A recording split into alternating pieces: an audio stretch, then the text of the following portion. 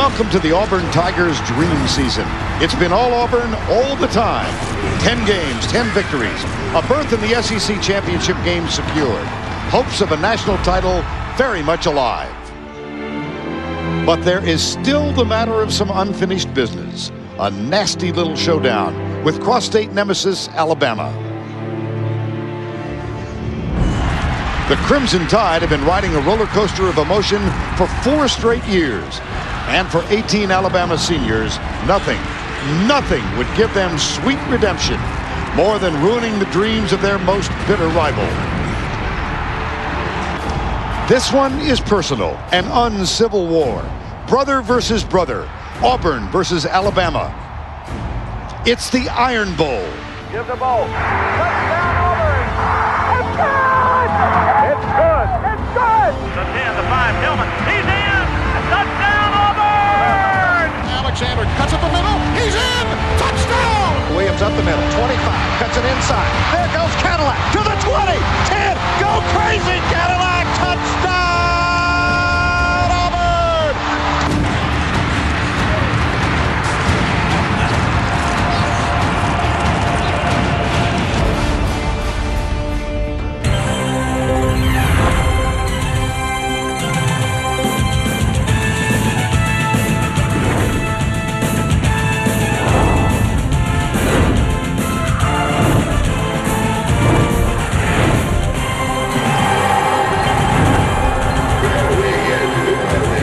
Welcome you to the Home Depot SEC on CBS. From Bryant-Denny Stadium on the campus of the University of Alabama. Senior Wesley Britt, one of 18 to be introduced in his final home game for the Crimson Tide. And to run the ball out, one of the great legends in the history of this sport in this place, Joe Willie Namath.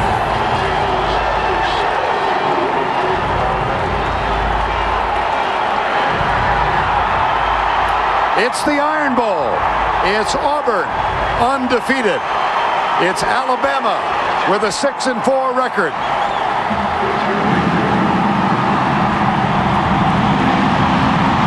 And the first to take the field, the Crimson Tide.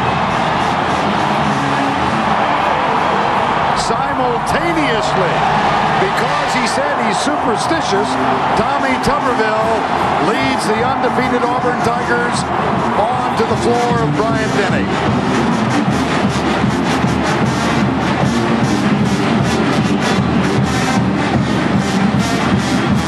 Just another average soggy Saturday. Good afternoon, everybody. I'm Vern Lundquist along with Todd Blackledge and Tracy Wolfson. Welcome to the 69th renewal of what is one of the most feverish and passionate rivalries in all of college sports. Those of us who come out of state to witness this event each year have been struck yet again by the almost bitter ferocity with which the playing of this game is contemplated by those who follow these two teams. For Auburn, the challenge is clear. The dream remains vivid. An undefeated season, a possible berth in the national championship game are achievable. And for Alabama, an unexpected victory today could provide the most satisfying climax to the regular season you can possibly imagine as they take on a team they truly love to hate. Just another average day, Todd. That's right.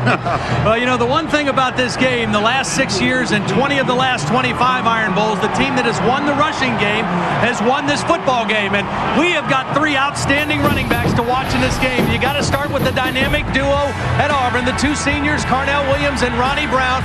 Carnell last week against Georgia, 101 yards rushing, also added 77 yards as a punt returner. Ronnie Brown chipped in 51 yards rushing, but more importantly was the team's leading receiver, 7 catches for 88 yards.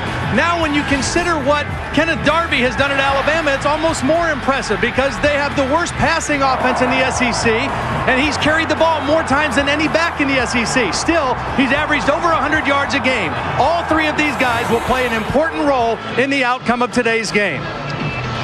A lot of folks down on the sideline, most of them in uniform, but the most important for us is our colleague Tracy Wolfson. Tracy? Thanks, Vern. Alabama head coach Mike Shula brings a unique perspective into this game. He experienced it both as a player and a coach. He said when he was a freshman, he remembers it took him no time to realize just how big this rivalry is.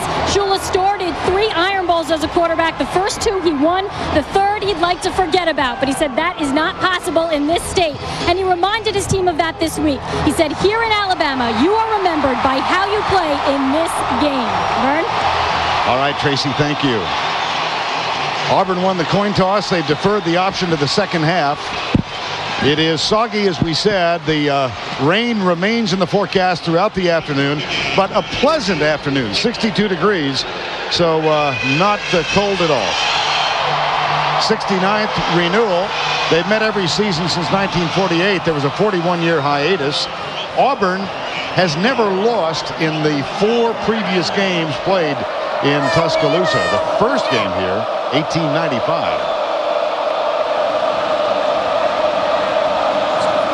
Auburn and Alabama. Philip Yost will kick off. Alabama had kickoff return problems last week. They've got a new man back. He will not get this one. This is Tyrone Prothro, and it becomes a matter of no import because the kick is deep and will come out to the 20-yard line. And coming on the field, Spencer Pennington starting his 7th game. Brody Croyle, the starter, a potential all-conference quarterback, injured in game 3, out for the season.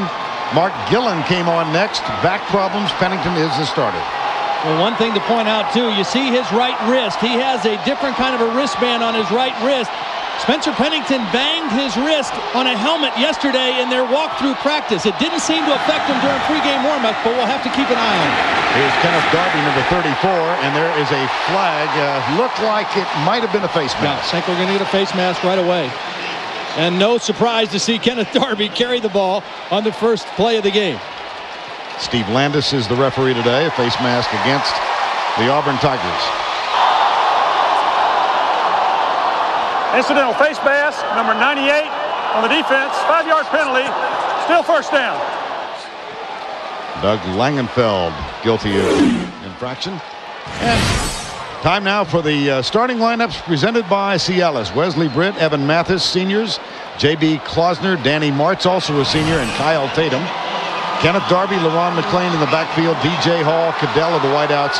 And the 3rd-string tight end, numbers 1 and 2, both injured and will not play in the game. So Trent Davidson gets the start. This is Darby, and he's got a first down after the 35-yard line. Junior Rosegreen with the tackle, and he is a stellar part of an outstanding Auburn defensive unit that yields just over 9 points per game. Langenfeld, Jackson, Ratliff, and Edens up front. The linebackers, Kevin Sears, Travis Williams, Derek Graves start for Antarius Williams at weak linebacker. Pitts, Rosegreen, Will Herring, and the All-American Carlos Rogers in the secondary. There's a handoff to McClain after the 36-yard line. And this Junior Rosegreen, a part of this defense. Look where they rank, Todd. Absolutely outstanding job. They're not an overly big defense, particularly inside, but very fast. Playing without one of their normal starters, as you mentioned, Antarius Williams was the starting will linebacker out with that wrist injury. So I have to keep an eye on that position, but a very, very fast defense. The one place where Alabama might have an edge is running inside. They've got to get a push inside to have success running the football today. 2nd down and 9, and Pennington will throw, goes left. Nice start for Spencer Pennington, very important. They give him a safe, sure pass. High percentage. He's a kid that, again, has not played much here. He's still learning as he goes, and he's a kid that plays with a lot of emotion and a lot of energy. So for him to get off to a good start early, very important. Good safe throw to the sideline. Cadell had 2 big catches last week in the game against LSU, and very important for Alabama to play well early because this Auburn team has absolutely smoked most of their opponents in the first quarter and the first half of games this year. High formation, play fake. Pennington Wants a bunch, goes deep, and he's got a man open. Can he get there? Keith Brown got the ball. That's an Alabama first down at the 14-yard line on a 40-yard pass. And they went right after the All-American, Carlos Rogers. You would expect Alabama maybe to challenge the other side. They went right after Carlos Rogers with their speediest receiver, Keith Brown. It's raining, the field a little slick, and Carlos Rogers lost his footing on the double move, and another nice throw by Spencer Pennington, who is 2 for 2 and has Alabama in the red zone. And a wonderful diving grab by Keith Brown, his 13th catch of the year. Oh, Prothro in, bad snap. Gets a lucky bounce, and here's Prothro in jail. They put him in once or twice at quarterback, and that one is a huge loss. Very costly time for that to happen. They've put him in for 3 snaps at quarterback, but all 3 have been under the center. This is the first time they put him in the shotgun, and J.P. Klausner snaps it right over his head. Prothro much shorter than Spencer Pennington, but Tyrone could have been about 7 feet tall and wouldn't have gotten that one. And what a break for Auburn. Here's Shula. You can understand the anger because you don't get that many shots with him in the backfield. On 2nd and 26, here's Darby. Boy, nice weaving run. He's got a real knack for just falling forward, and he always gains a couple yards. He stays in behind his blockers really well. And what we saw right there is what Auburn's going to do all day. They had a run blitz on to get extra guys in the box. And Kenneth Darby, when there's extra guys in there, he just has to make people miss. And he did that. Now you see what Auburn has done in the first quarter, 109-9, where they dominated in every quarter except the last, and they've still got a 17-point edge there because they've got a history this season of such comfortable leads. Here's DJ Hall on 3rd down, and a very moderate gain that'll set up 4th down. Kevin Sears with the tackle.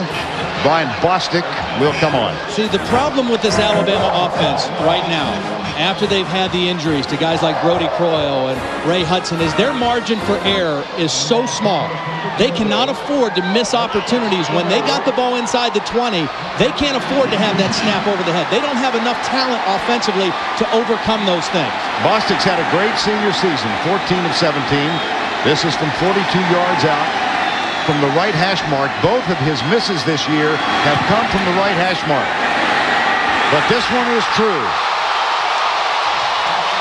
Brian Bostic already has his electrical engineering degree.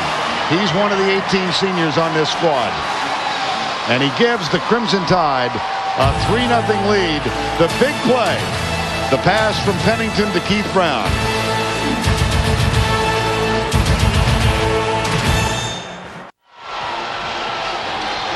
Alabama on the board, 3-0. Let's go back to the big play, the 40-yard completion. The receivers are going to cross, and the inside receiver is going to occupy these 2 Auburn defenders. That's going to leave Keith Brown working on Carlos Rogers one-on-one. Good play fake by Pennington, the slip by Rogers, and this was good for a lot of different reasons for Alabama. Number one, they got on the board first, and for Spencer Pennington to start the game 3 for 3 and to hit a couple throws down the field, do nothing but really bolster that young man's confidence. Jamie Christensen will kick off. Carnell Williams to your left. Devin Aromashadu to the right as you look at it. Here's the kick. This will be Carnell Williams. Picks it up at the 5-yard line on the bounce. Nice move to the outside. Nice move to the inside. First down at the 31. Marcus Carter with the tackle. Here comes Jason Campbell, 5th-year senior out of Taylorsville, Mississippi, having a wonderful final year. How far has Jason Campbell come? Here's just one indicator. The Davey O'Brien National Quarterback Award, when the preseason watch list came out, there were 42 guys on it. He was not. Every other returning quarterback in the SEC was on it except Jason Campbell, but now he's one of the 12 semifinalists left for the award. On first down, they loaded up to the right side. One man in the backfield, that's Carnell Williams. Draw play to Williams. Nice defense. He stopped, no gain. Talk about nicely filling the gaps. Let's check this Auburn offense under the leadership of Jason Campbell. Offensive line, McNeil, Grubbs, Ingle, Danny Lindsay, and Troy Reddick. In the backfield, 2 of the 8 Doak Walker semifinalists. Ronnie Brown and Carnell Williams. Aroma Shadu, Taylor. The tight end is Cooper Wallace. It is 2nd down and 12. Blitz threatened. Blitz coming.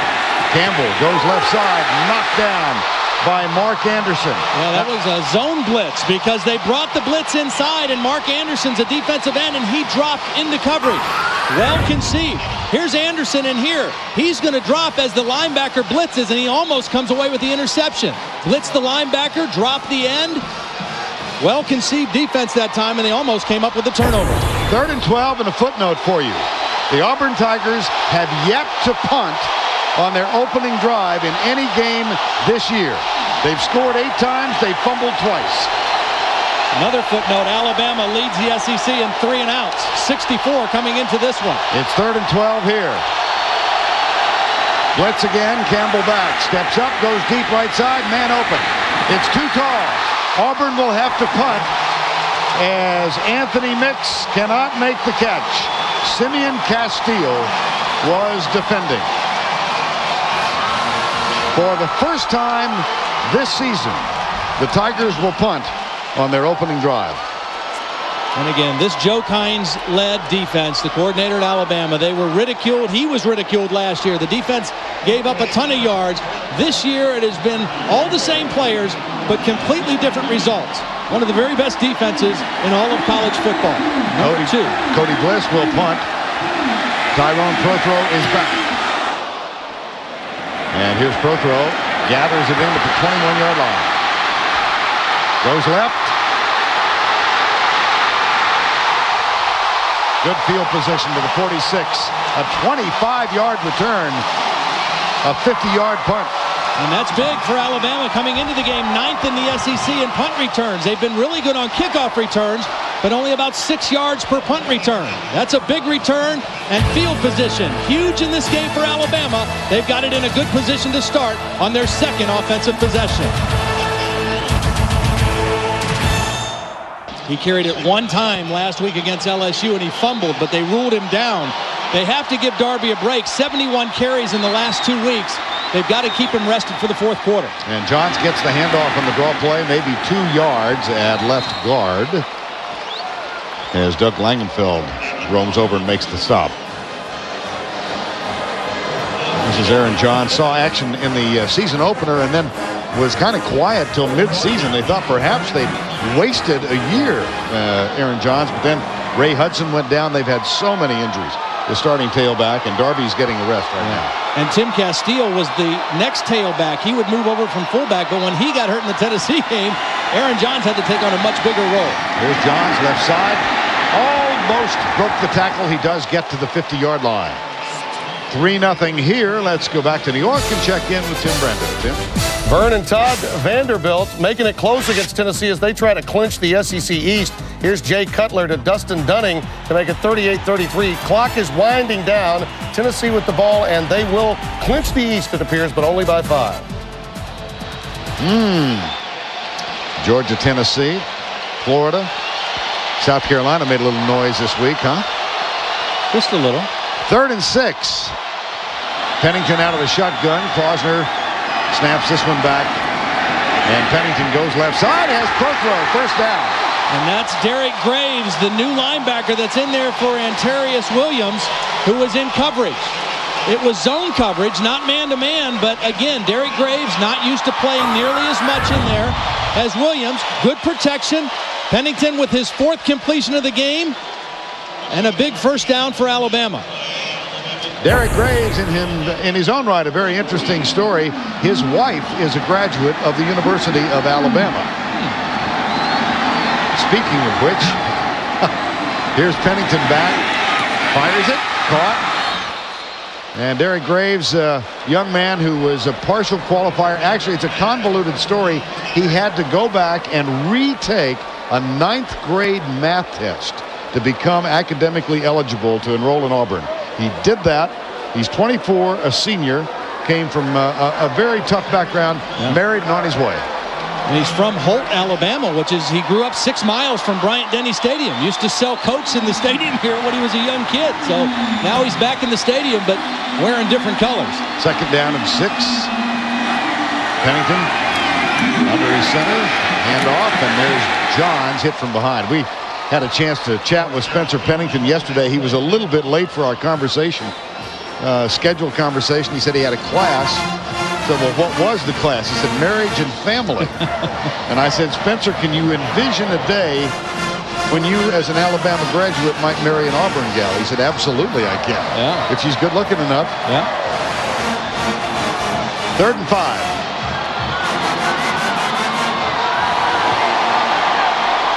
Very important for Spencer Pennington to make good decisions in the game. Turnovers they cannot afford against a team as good as Auburn. Hand off right side. There's a flag down, and so is Johns. No gain on the play. We'll see about the penalty. Will Herring, number 35, makes the stop. I made the point earlier about field position. That is such a big part of Alabama's game. Because they're limited offensively, because of their injuries and their inability to throw the football very effectively, and how good their defense has played this year, they have to play the field position game. So they're going to be a little bit more conservative. They're not afraid to punt the ball and try to help their defense out by pinning the opponents down deep in their territory. And again, the worst thing that can happen is turnovers and give Auburn the short field. They've got to make Auburn today play on the long field, drive the ball 80-plus yards Illegal to score. formation on the offense. Number 11 was not on the line of scrimmage. Penalty is declined. 4th down.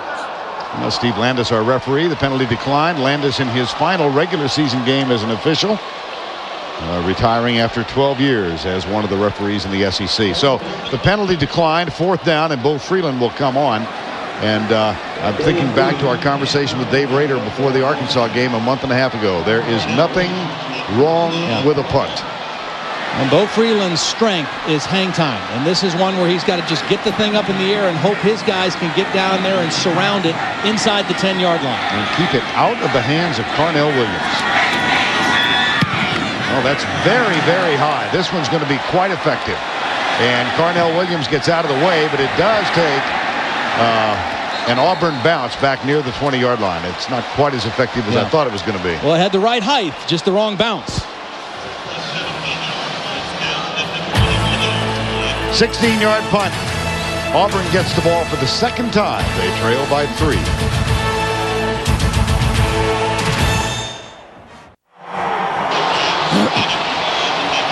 Alabama held Auburn, forced them to punt on the first. 3 and out. They're 65th of the year.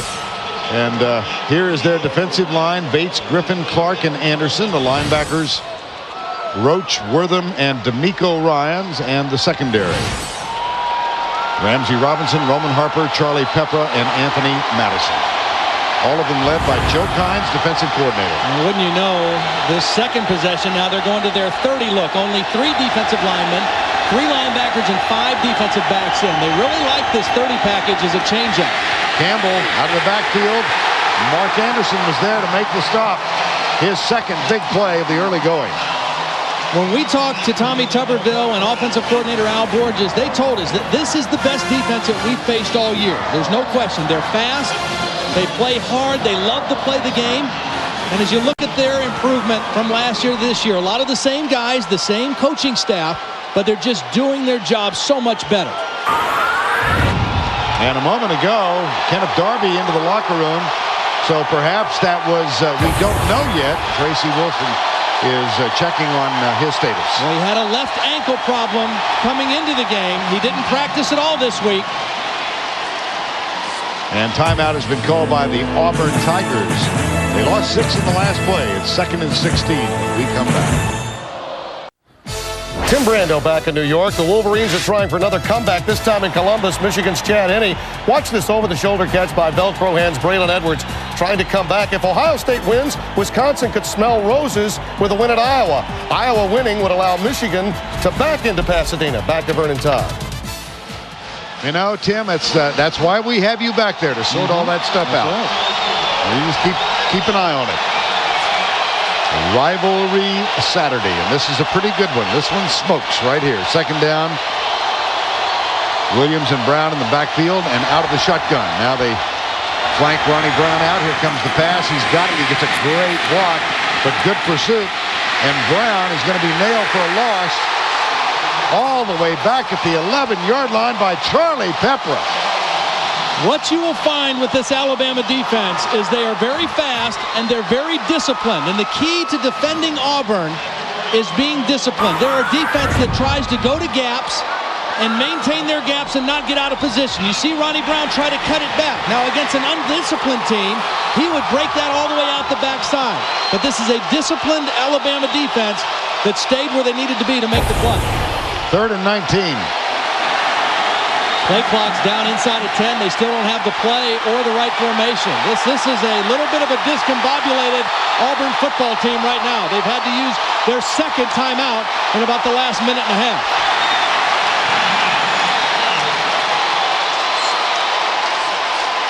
This represents a great start for Alabama.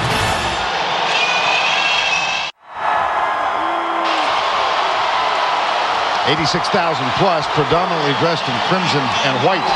And they are the happy bunch right now. It's 3rd and 19. And one of the reasons Auburn's showing some confusion is Joe Kynes is mixing up his defenses. They're back to the 3-man line again. This possession, they've changed 2 or 3 times, and they've created some problems for Auburn. And they will bring 2 and drop 9. And there's a little pass, a flick out to Carnell Williams, who is belted at the 19-yard line. D'Amico Ryans, number 35, and Cornelius Wortham, number 16. Again, they know how valuable 24 and 23 are. So they're going to rush 3 and drop everybody else out and then just break down. Let them throw underneath, but let's be in position to make good solid tackles in the open field. They get them hemmed in, they run to the football, and they force another punt.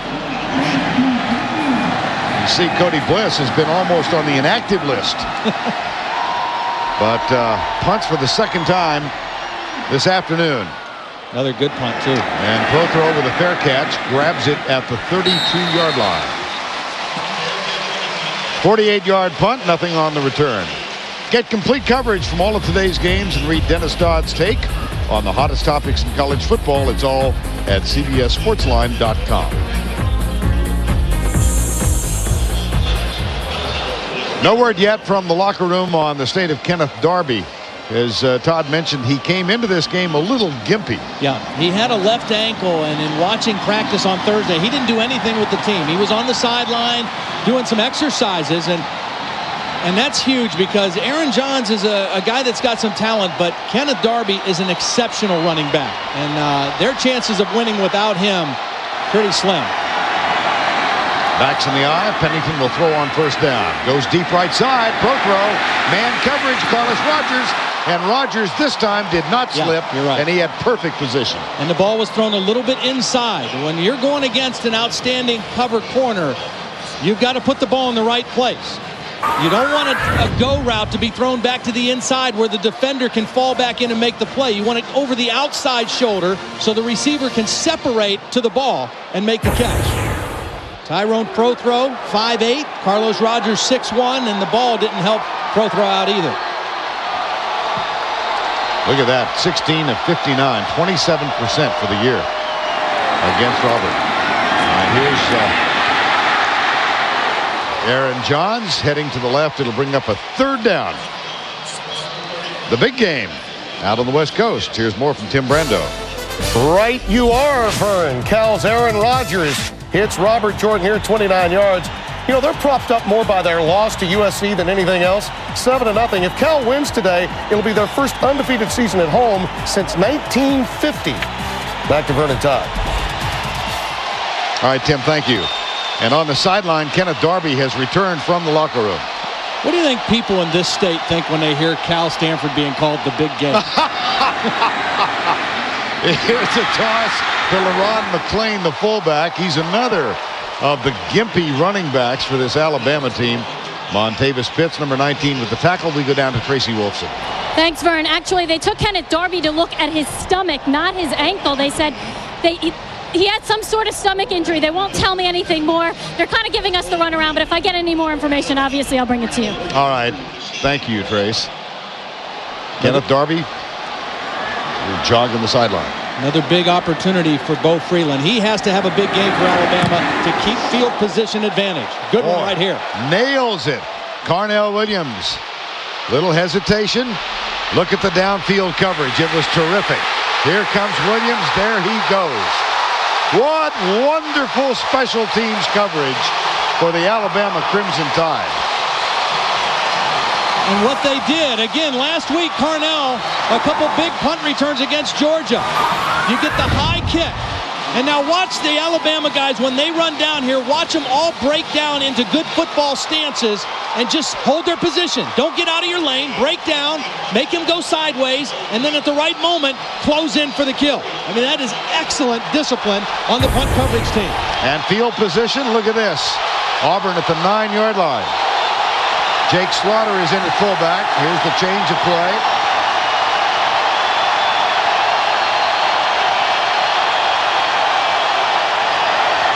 Hand off Cadillac Williams with Slaughter leading the way right side. Good pursuit. There was Ramsey Robinson, number 17, to make the tackle. Ramsey Robinson, sophomore from Huntsville, Alabama.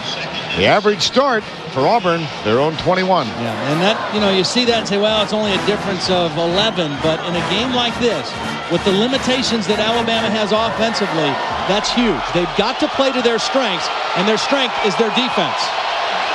Second down 5, Slaughter still in. He's the fullback, caught to the left.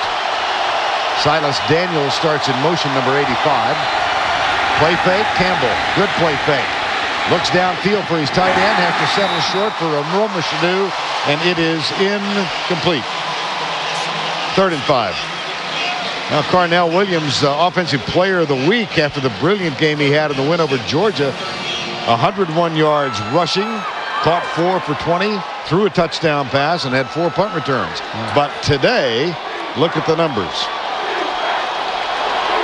24. Alabama knows who 24 is and what he can do.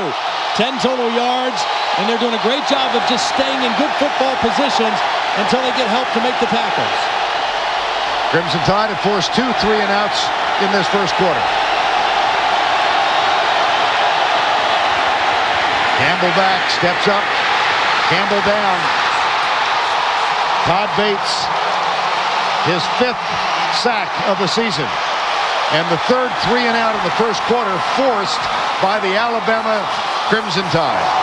And Auburn coming in has only allowed 2 sacks in the last 4 football games. Here's Bates over here. He's just going to beat his man, the right guard, Danny Lindsay. A quick move and a huge sack. And again, field position right now totally in Auburn's favor. Cody Bliss to punt for the 3rd time, with 45 seconds to go in the opening stanza. Not that effective. See what the bounce does. Prothrow. Still going. What a block he got. Oh, boy. Here he goes. Bliss can stop him. Alabama at the 15-yard line. What a block. Matt Ragland, a wide receiver who is slow getting off the field, but what a block. He sold out to help Tyrone Prothrow. And what a great decision by Tyrone Prothrow to catch it off the bounce. He gets away from Carlos Rogers, and then Ragland lays out Carlos Rogers.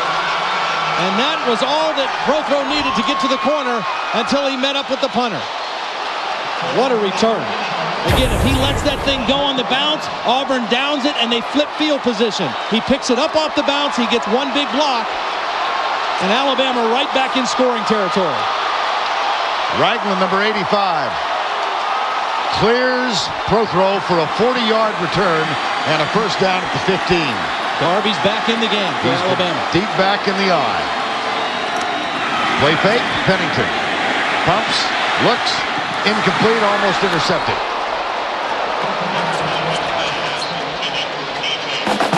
Last week, this Alabama team, again, their margin for error is so small. They were winning 10-6 against LSU. A questionable call, a no interference call. The ball's intercepted by Corey Webster and returned 44 yards. It flipped field position. This wasn't the ensuing possession, but a couple possessions later, they had bad field position, a fumble by Pennington. Cameron Vaughn returned it, and that whole thing turned. They had a chance to go up 17-6, couldn't capitalize. My gosh, it was the wishbone formation with Prothro back there. Holy cow, here's a flag. I think we might have another face mask penalty on Auburn. Looked like Pear Bryant trying to reinvent himself in the 70s. Face mask. The wishbone.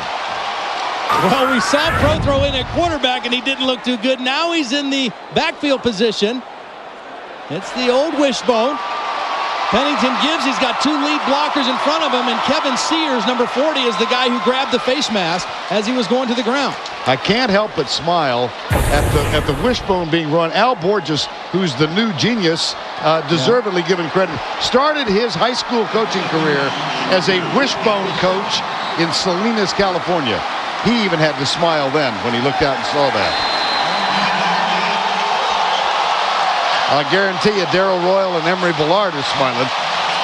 Al Borges looks like an old wishbone coach, doesn't he? He's got a pretty good West Coast offense that has been held in check this afternoon. That's the end of the first quarter with the score 3-0. We'll return to Bryant-Denny Stadium after this message and a word from your local station.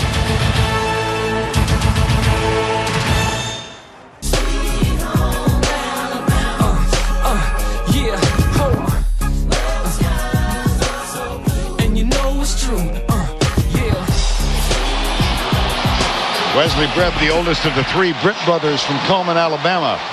Senior playing his final game. Inspirational leader of this ball club. And with a gimpy left leg, we've talked a lot about injuries to this team. He's on the sideline right now. 2nd down and 1 at the 6. I formation. Darby the deep back. He gets the handoff. Moves it down inside the 5 near the 4-yard line, as Alabama will face a 3rd down, and they can get the 1st down without the touchdown. Vern Lundquist, Todd Blackledge with Tracy Wolfson. You think important here that they get 7? Absolutely, because again, the margin for error for this Alabama offense is very small. When they get down there, they've got to capitalize, and I don't mean just field goals. They are inside the 10-yard line now. They've got to get the ball in the end zone. Not an easy task. This Auburn defense has only given up 12 touchdowns the whole season, only 1 as a rushing touchdown. Darby did get the 1st down, so it's 1st and goal inside the 5. That one rushing touchdown was against, of all people, Kentucky. I formation. Movement. See, now, again, they just shot themselves in the foot. Movement on the left side of the Alabama offensive line. Instead of 1st and goal on the 5, they're going to be 1st and goal on the 10. Before the snap, false start number 80 on the offense. 5-yard penalty. Still 1st down. That's the man who is starting at tight end today, Trent Davidson, his first start. He is starting because Clint Johnston couldn't go with a concussion. David Cavan is out with a back injury, and we just saw LaRon McClain limp off, the fullback. Well, he hurt his right ankle against LSU last week. Did not practice much, was good to start the game, but just hobbled off. So Josh Smith is in his place. Here's Pennington, hands it off to Darby. Cuts back inside, gets back near the 5. Travis Williams, the middle linebacker, with the stop. It'll be 2nd down. You could not have scripted a better start for Alabama in this football game. The defense, rock solid, 3 and outs, field position, absolutely in Alabama's favor. They've had the ball 3 times. They've been in Auburn territory 3 times, but they must score a touchdown here because this Auburn team is too good. They'll come back. They've got too many seniors, too many good weapons on offense. You can't beat them with field goals. 2nd down. Here's the option play. Throw. They fired in the end zone. It's tipped and incomplete. Will Herring, the senior from Opelika, Alabama, got his right hand up and knocked it away. Going for that tight end, Trent Davidson. He was open. Davidson was open in the back of the end zone, but Herring able to get his right hand on the football before Davidson able to make the catch. A nice awareness play by Will Herring. Third down. Herring, a one-time high school quarterback. Cadell is in, number 11. Timeout called by Spencer Pennington. That is the first timeout used by Alabama.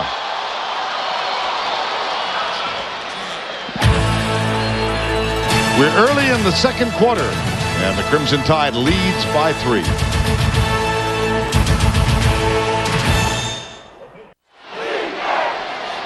On 3rd and goal from the 5, LaRon McClain back on the field for Alabama. So also is Wesley Britt at left tackle. Now, this team may be short on depth. They may be short on talent right now. They are not short on heart. This is a tough football team, mentally and physically. Pennington. 3-step drop. Goes across the middle. Intercepted. Intercepted.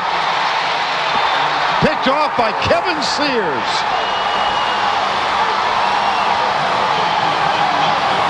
The only good thing for Alabama is they still have the field position edge. They needed points. They didn't get it. But at least their defense comes out with 97 yards behind them. They're trying to get it to the tight end again. He's going to just hang here in the middle. Davidson. And Spencer Pennington was looking at him the whole way. The ball was deflected away by Derek Graves. And the interception made by Sears. Sears with the pick, the ball on the 3. Pennington has thrown his 8th interception of the season. Ronnie Brown. 3 backs. And here's a handoff on the left side to Ronnie Brown, number 23. Let's take another look at that interception, Todd. Again, a lot of people in the middle of the field. Pennington kind of bird-dogging where he was going with the ball, and Derek Graves read the eye of the quarterback. 2 passes in a row were deflected by an Auburn defender. This one resulted in an interception. Mike Shula thought the ball hit the ground, should have been ruled incomplete. And that last running play by Auburn, by far the best running play that they've had in the ball game today. Game 7 and 2nd and 3. Brown again, the deep back. Gets the handoff, tries left tackle, cuts back, and moves it out for a first down. And that is the first Auburn first down of the ball game. Partly because of their field position on this drive, and partly because they haven't had much success doing anything else. They went to a little bigger lineup. Couple tight ends, couple extra backs in the backfield, and let's go power football against this Alabama defense. And they were able to run it successfully for a couple plays and get the first down. 1st and 10. Alabama score a 42-yard field goal. 3 defensive linemen, 4 linebackers in now for Alabama. Again, a little different look. They've shown this the last couple weeks. Slaughter is the fullback. Brown gets the handoff and goes left. Nothing. Absolutely nothing. Joe Kynes was telling us yesterday this Alabama defense was ranked number 1 in the country, and they gave up some yardage to LSU. They are 2nd in the country now by 7 2/3 of an inch. I'm not sure that's what Joe said. Yeah, I thought it was a little bit more than that, but they gave up 283 to LSU, and the team that passed them, North Carolina State, only gave up 127 to Florida State. And so that's why they're number 2 now instead of number 1. And let me amend my statement. Yards. Oh, that sounds good. Okay. Intercepted. Picked off. Left side. Anthony Madison. Take that.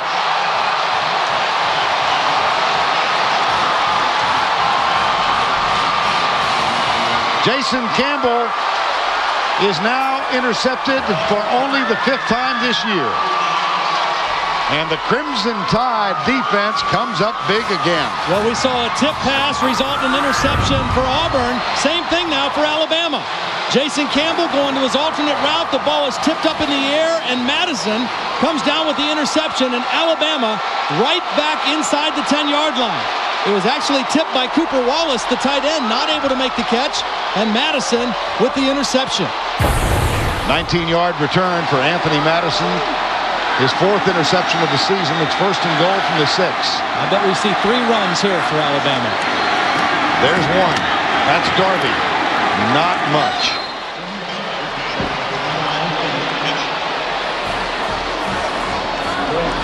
Brett Evans made the tackle.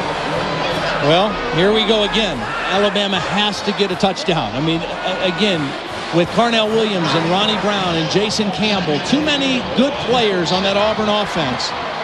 They're going to come alive at some point and get some things going and move the football. You've got to take advantage of these opportunities and this field position and get the biggest lead you can for this football game.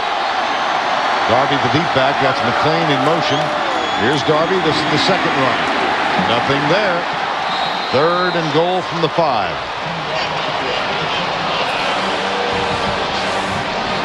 Mike Shula trying to find the key to the puzzle. What works? Tommy Tuberville said, what do we do defensively here? So again, we've talked about the Alabama defense. I mean, this Auburn defense is number 5 in the country in total defense. Only given up 266 yards. Number 1 in the country in scoring defense. Have only given up 93 points coming into today. Now it's 96. Outstanding season. 3rd and goal. Davidson and McClain to the right. Prothro will split wide right. They will run it for a 3rd straight time, and they will gain nothing for a 3rd straight time. The field goal unit will come on. I understand what Mike Shula is thinking. You know, we got to get points. Sure, we'd love a touchdown, but we've got to get points. We've got to give our defense some hope. Last week against LSU, the hope went out of the team, and the defense kind of collapsed in the 4th quarter. They're playing inspired right now. You've got to give them something to hang on to. You wanted 7, but you'll settle for 3. 22-yard effort for the senior Brian Bostic from the left hash mark. Snap is good. The kick is up. Alabama leads by 6. They got something. CBS Sports coverage of the Home Depot SEC on CBS will continue after this word from your local station.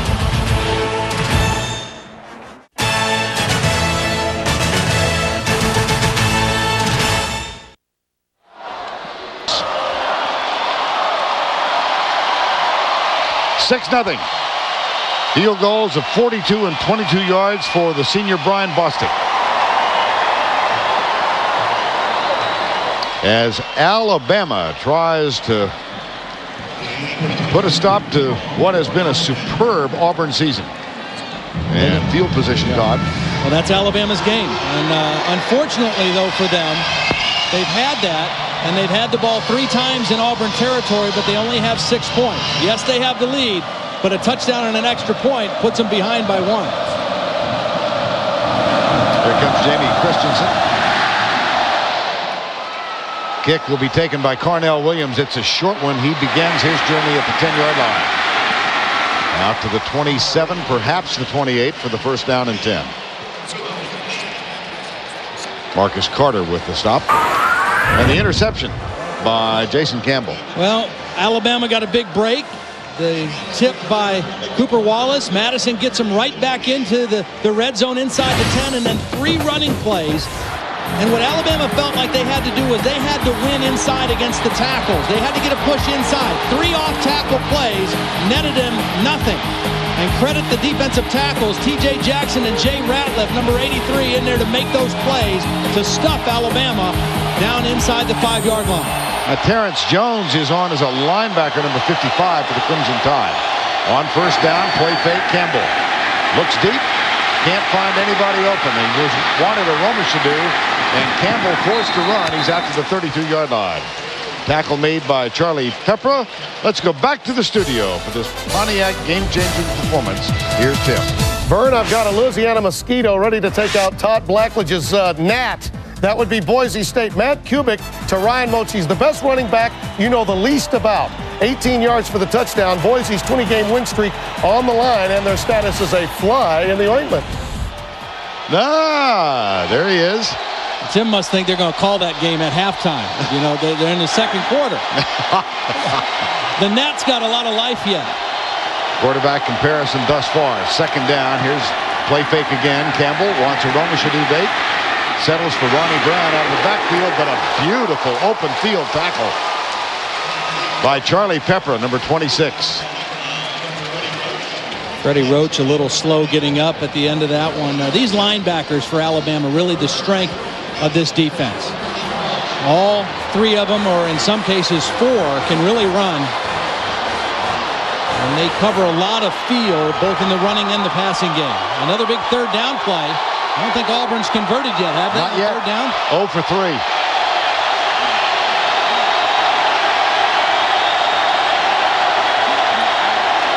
Option play. Campbell. He's going to be close. Second effort might have gotten him. We saw one option play last week against Georgia down on the goal line. Al Board just told us that they might run some more option because of Alabama's pressure defense. That's one way to offset a team that brings pressure, is to run the option, because it forces them to kind of get a little more vanilla. They're going to run the option down the line, and Campbell's going to keep it and then stretch the ball out at the very end to try to get that first down. Haven't brought the chain out yet. Here it comes. 6-0 Alabama. Outstanding field possession. A great defensive effort by the Crimson Tide thus far. And this will be Auburn first down. Well, Mike Shula in his second year as the head coach at Alabama, it is time now for the half-line. It's a wet duck today. Trivia question of the week. Of Alabama's 3 previous coaches, Mike DuBose, Dennis Franchione, or Mike Price, who has the most wins this season? Think there might be a hook here? It's a good one. It is a good one. Proud of our crack research staff for coming up with this. First down and 10. Campbell with a play fake again. Goes across, has a fumble. Yep, that's a completion. Roman Harper has the ball. Cooper Wallace again. He bobbled one and it got intercepted. This time he caught it and coughed it up for the fumble. My, oh my. And the longer Alabama stays in it. And turnovers and field position, the game is playing right into Alabama's hands right now. Here's Wallace. He's going to run the crossing route. It's a good throw by Campbell. He's got an easy first down.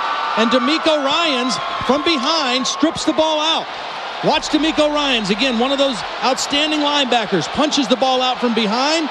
Madison comes up with it. Alabama, good field position again. First down and 10, LaRon McClain. This is going to be Johns in the backfield. It's Pennington he's being chased by Edmonds, and Spencer Pennington takes it out of bounds up near the 47-yard line. Good decision by Spencer. You know, he didn't have anything. It was a quick throw, a quick setup.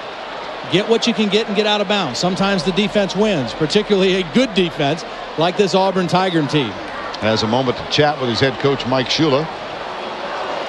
Well, second turnover forced by Alabama. They got a field goal out of it.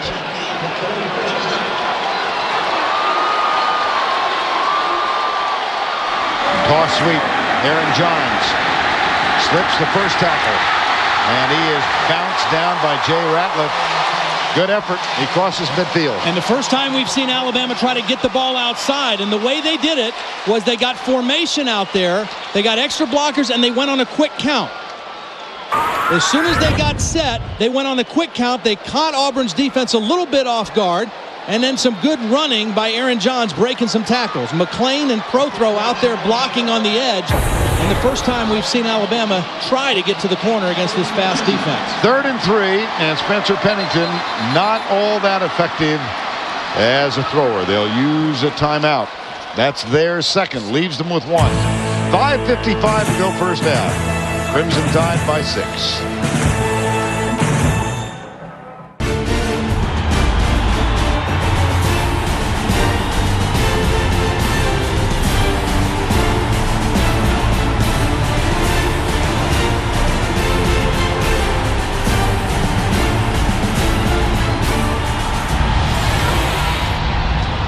5:55 to go first half. Alabama facing a 3rd and 3. What do you like here? Well, what Alabama likes to do here is they like to flip it out in the flat to LaRon McClain, the fullback. I think they've got to maybe try to get something deep down the field, but they got the wishbone again. Here's pro throw. Nothing doing. Nothing doing.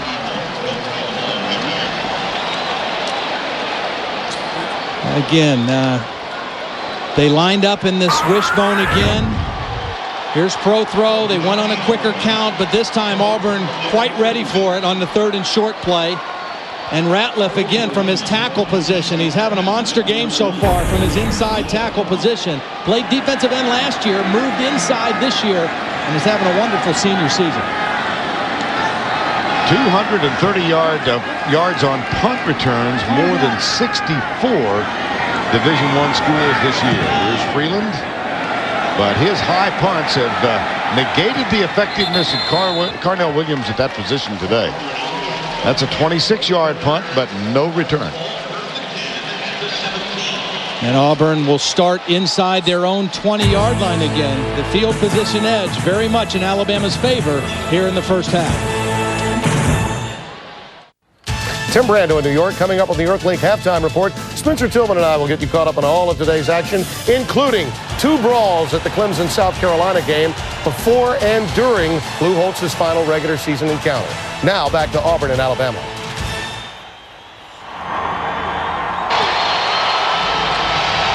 Tis true some seats are better than others, and then there's standing room only. 13th time an undefeated and untied team has come into this game, and that undefeated untied team has won 10 of the previous 12. Alabama lost both teams undefeated and untied in 1971.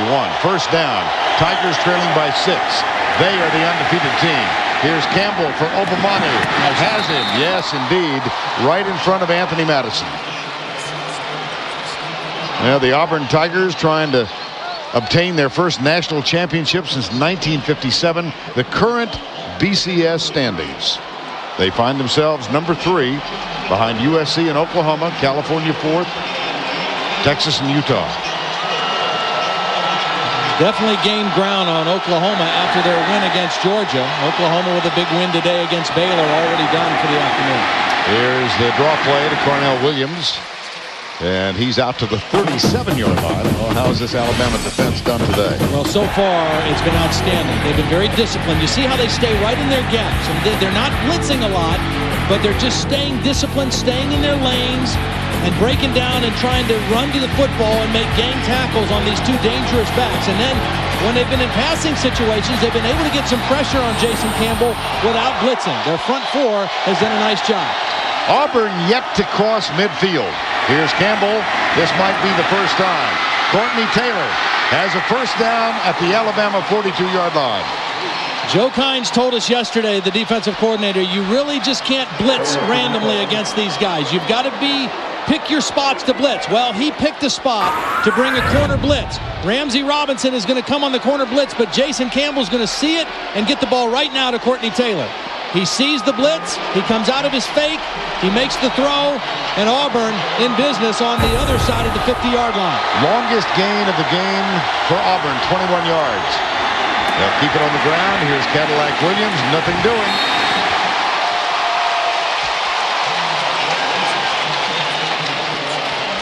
Jawan Garth with the tackle then. Well, how about Carnell Williams and Ronnie Brown? They've been held in check today. Yeah, very much so. Last week against Georgia, they combined for 366 total yards of offense, doing a little bit of everything. Alabama's defense playing very disciplined right now, but a nice drive underway with Jason Campbell right now. Second down, 11. 2 tight end offense for Auburn. That balances out this Alabama defense a little bit. Williams skips through inside the 35 down near the 33-yard line. Charlie Pepper, number 26, with the tackle. Auburn, 3 punts, an interception, and a fumble. And this is the first time that they've gotten across midfield. And again, I reiterate the point about Alabama only having 6 points. You knew this Auburn offense has too many weapons, too many seasoned veteran players, that they're not going to stay down too long. As soon as they hit a couple plays and get some decent field position, they're going to try to put some pressure on you. That's what they're doing right here. It's Jake Slaughter at fullback. Here's the change by Campbell. This could be an option again on 3rd and short. We saw it the last time. Cooper Wallace, the tight end, to the left. They give it to Williams. He bounces it outside, still on his feet. What balance. Yes, indeed. First down, Auburn. Great balance by Carnell. Last year in this Iron Bowl, Carnell went 80 yards on the first play of the game, and he finished with a career-high 204 yards. This, one of his better runs today. He bounces outside, he breaks the tackle of Anthony Madison, and then just shows tremendous balance and determination to get that first down and more. Matter of fact, this is his first game at Bryant-Denny. He played last year at Jordan-Hare. He missed the first trip over here because of an injury. 2002. Here's the toss to Ronnie Brown, who's out there. Oh, boy. They can counter with the Ronnie Brown while giving Carnell Williams a rest and then come back with both men in the backfield. Well, they outflanked him this time. They got some extra blockers out there. They went to the toss sweep. Nice job by Marcus McNeil, the big left tackle, getting out and leading on that play. Got the corner secured for Ronnie Brown. 2nd and 1 at the 15, 8th play of the drive.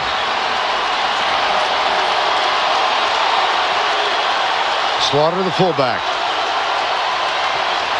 Draw play. Brown, 1st and goal at the 8-yard line, perhaps the 9. That's what they'll spot it. Roman Harper made the tackle.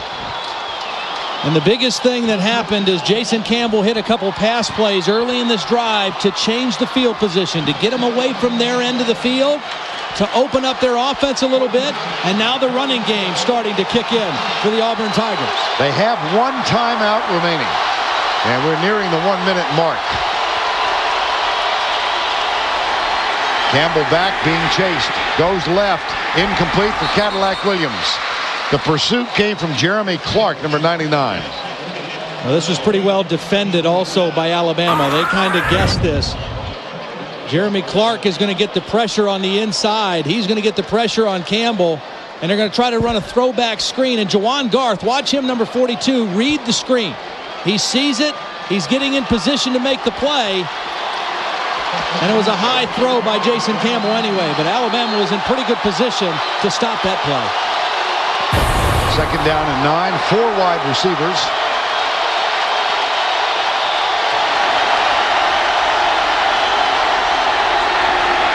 Brown, nope. 3rd down.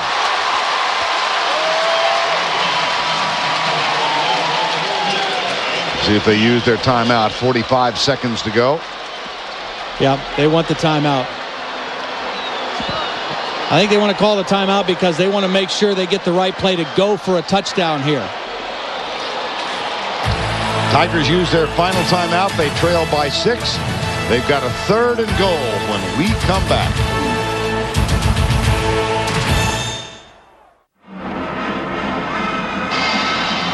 Yet another sellout crowd at Bryant-Denny Stadium, Alabama. Outstanding defensive effort. They've gotten 2 field goals to take a 6-0 lead, but this, the first long Auburn drive. And this, I think, is the most critical play in the first half because emotions and momentum huge in this game every year. If Alabama gets a stop here and forces the field goal, they'll go into halftime with momentum. If Auburn scores and kicks the extra point, they'll have the momentum.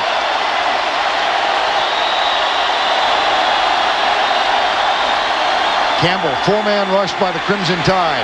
He comes across the middle. Alabama has stopped Auburn and forced the field goal.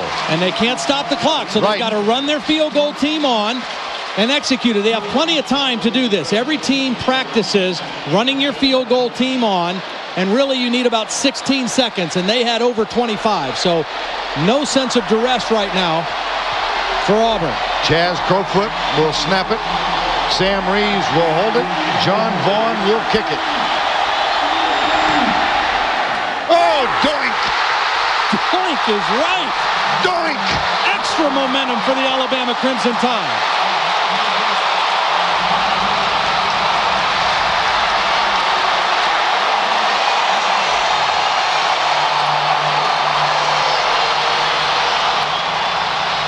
The first time Auburn came to Tuscaloosa was 1895.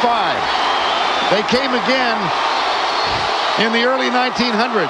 They came back in 2000. They're playing here for the 5th time. This is the first time that Alabama has ever led Auburn in Tuscaloosa at the half. Doink indeed.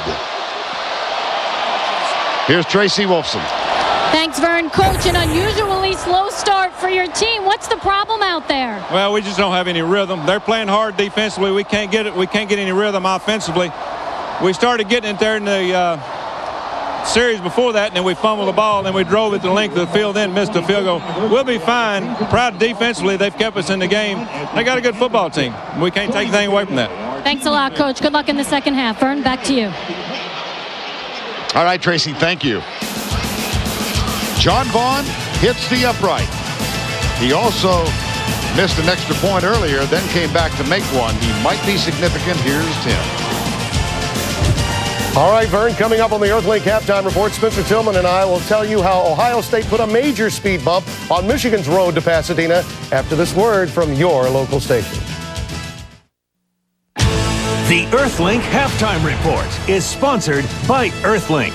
Earthlink revolves around you with internet tools and services you want. Hello again, everyone, and welcome to the Earthlink Halftime Report. I'm Tim Brando with a score in Tuscaloosa, Alabama, leading Auburn 6-0. I'm joined now by Spencer Tillman. That missed field goal was big, but the fact that Alabama's offense could not convert anymore with those turnovers is also big. Well, we answered the question whether or not this Alabama team would come out emotionally scarred. Active, Joe Kynes, the defensive coordinator for Alabama, has got that team flying around. Look at Auburn. What they haven't done this season, they are committing today. Yeah. Turnovers today, right. And, of course, a bad field position. They were averaging 34 points coming in today. Halftime in Alabama. 6-0. Crimson Tide leads the undefeated Auburn. And it's time now to answer our trivia question. This is a good one. Of Alabama's 3 previous coaches, Mike DuBose, Dennis Franchione, and Mike Price, who has the most wins this season? And the answer is Mike DuBose. He's coaching at Laverne High School. They lost last night 14-13, but he still finishes with a 9-3 record. Franchione at A&M 7-3, and Mike Price, one of the great stories this fall with 7-2 at UTEP. We are set for the start of the 3rd quarter. Not only did he doink it on the left upright, he doinked our camera. Oh, the headaches. 6-0.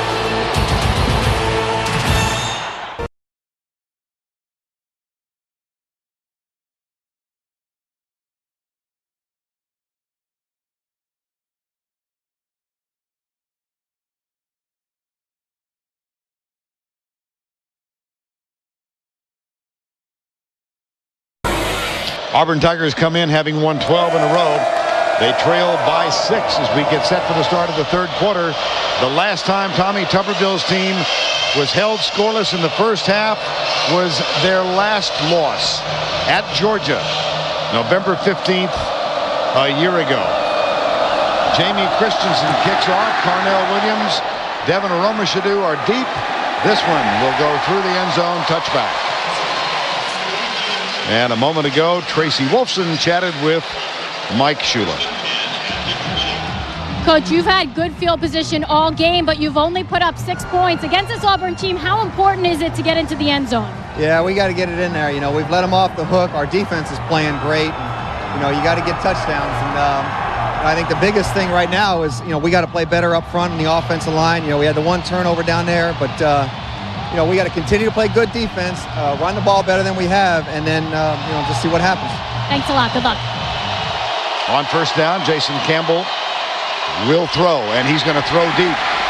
Nope, he can't because of the downfield coverage. Campbell is sacked after a gain of 1. Well, I really think that a key for both teams in this second half is going to be to throw on early downs. They go play action, and there's just nobody open. You see all 3 receivers are covered. The backs are covered out of the backfield. Excellent disciplined defense by Alabama on the first play of the second half. Second down and 10. Campbell did regain the line of scrimmage.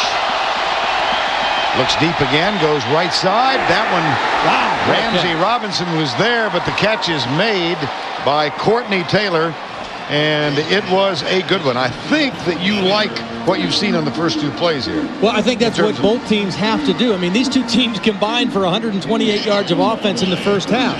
Neither team was able to run the ball successfully, despite the fact that you've got great running backs. So I think both teams in the second half have to throw the ball on early downs to set up their run. And we've seen from Auburn already, the first two plays, they've thrown the football. Got 11 on the last play. It's 1st and 10. Handoff. Carnell Williams comes left. Anthony Madison, a good job of forcing him back inside where Cornelius Wortham makes the tackle, number 16. First half statistics presented by the Hartford. And take a look at the rushing yards. Alabama 22 yards rushing, coming into the game the #1 rushing team in the conference, averaging over 200 yards a game. Auburn only 51 yards. So both teams played great run defense in that first half, and I think you have to throw to loosen the defenses up and open up some creases for the running game. 2nd down and 2, a gain of 8 by Williams on the last play. Jake Slaughter tries to provide the block. He does. Carnell Williams shifts to the right and moves out to the 45-yard line.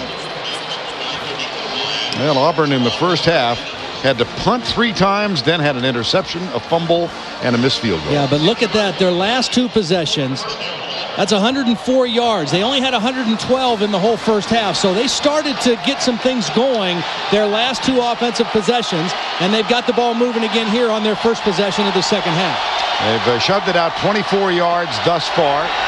Play fake. Campbell looks deep left for Romashadu. Goes deep left for Romashadu. It's caught. He's got a first down at the 5-yard line. 50 yards. He outfought Anthony Madison. And another first down throw.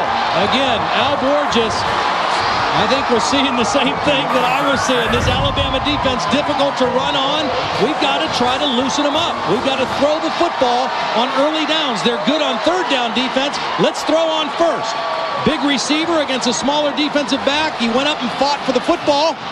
And Auburn down deep in Alabama territory. Backs in the eye. Cadillac Williams behind Jake Slaughter. They give it to Cadillac. He comes left. He'll walk in. Touchdown.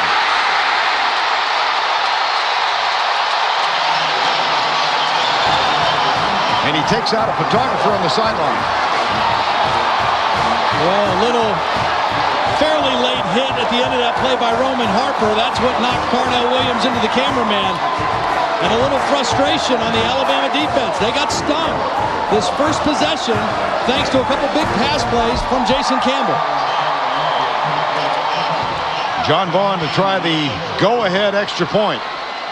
Missed a field goal, hit the left upright at the end of the first half from 22 yards out. This one perfect. And just like that, the Auburn Tigers go 80 yards. Carnell Williams with his 8th consecutive game rushing for a touchdown. That was quick. It's 7-6. Auburn.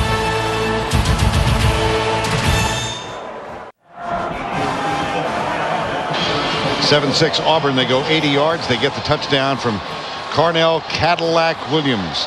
His 44th career rushing record. It is an Auburn record, and you know, I think, who held it before. A guy named Bo. And Auburn leads it by 1. Philip Yost will kick off. Well, now the big question is, will Mike Shula do the same thing with Spencer Pennington? Come out throwing to start the second half. Pro throw, 5 yards back, will take a knee.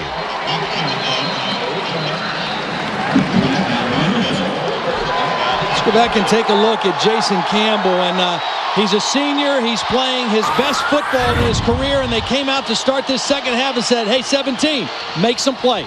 Second down play, a beautiful throw on the sideline to Courtney Taylor. First down play action, deep down the field to Aroma Shadu. Got him in the scoring territory, and then they scored on the run by Carnell Williams the next play. But it was coming out with an aggressive throwing mentality that got them that first score.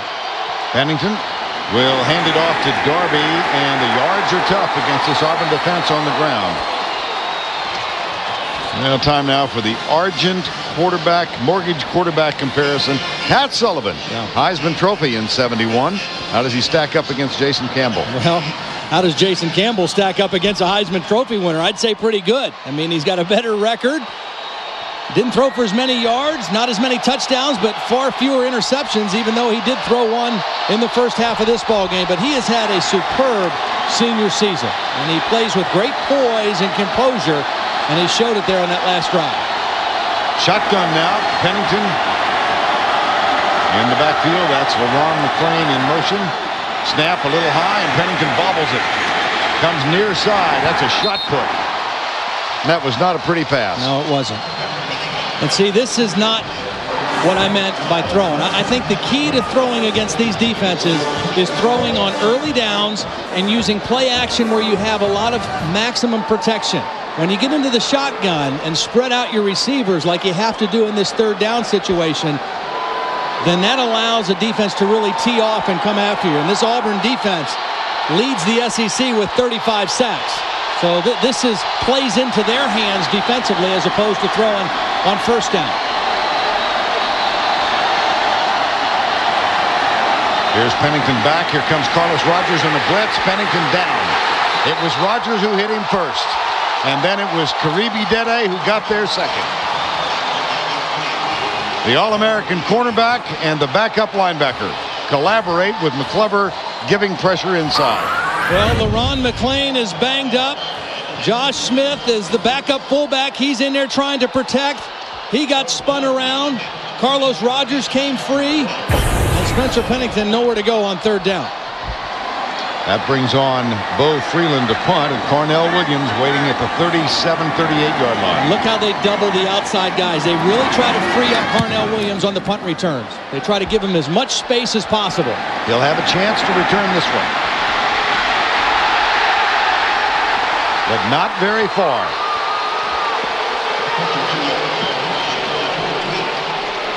Freeland with a 52-yard effort on a 6-yard return for Cornell Williams. But unlike the first half, after an Alabama punt, Auburn starts outside of their 30-yard line. So good field position on their second offensive possession of the second half. Looks like there is a flag down back at the 20-yard line across the way. A penalty being assessed to Auburn.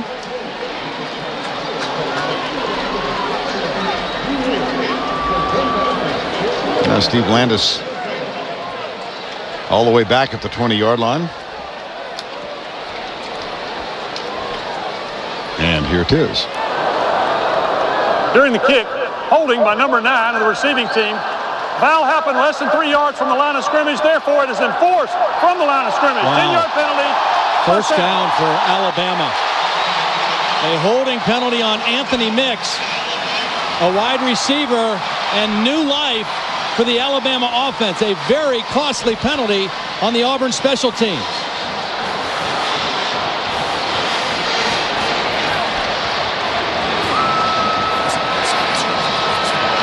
Take a look at the right side and see if we can spot it. Here's Anthony Mix right there, number 9. He's got a hold of the jersey of the linebacker Terrence Jones. And a huge break for Alabama's offense.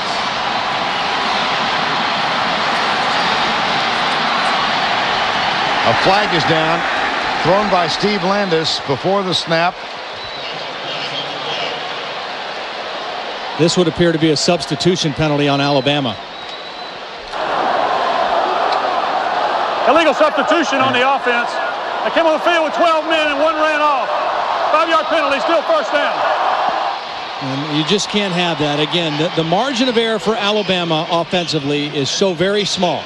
They cannot afford to lose opportunities.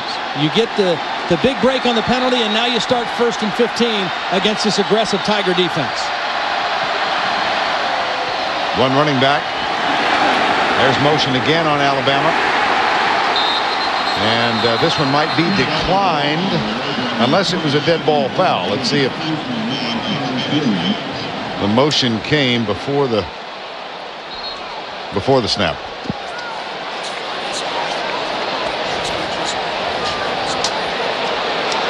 Well, I think Alabama needs to gather themselves here because clearly they had the momentum going into the locker room, but it's been all Auburn since they've come out of the locker room. Back-to-back penalties now on Alabama, and it backs them up even further. And a double here.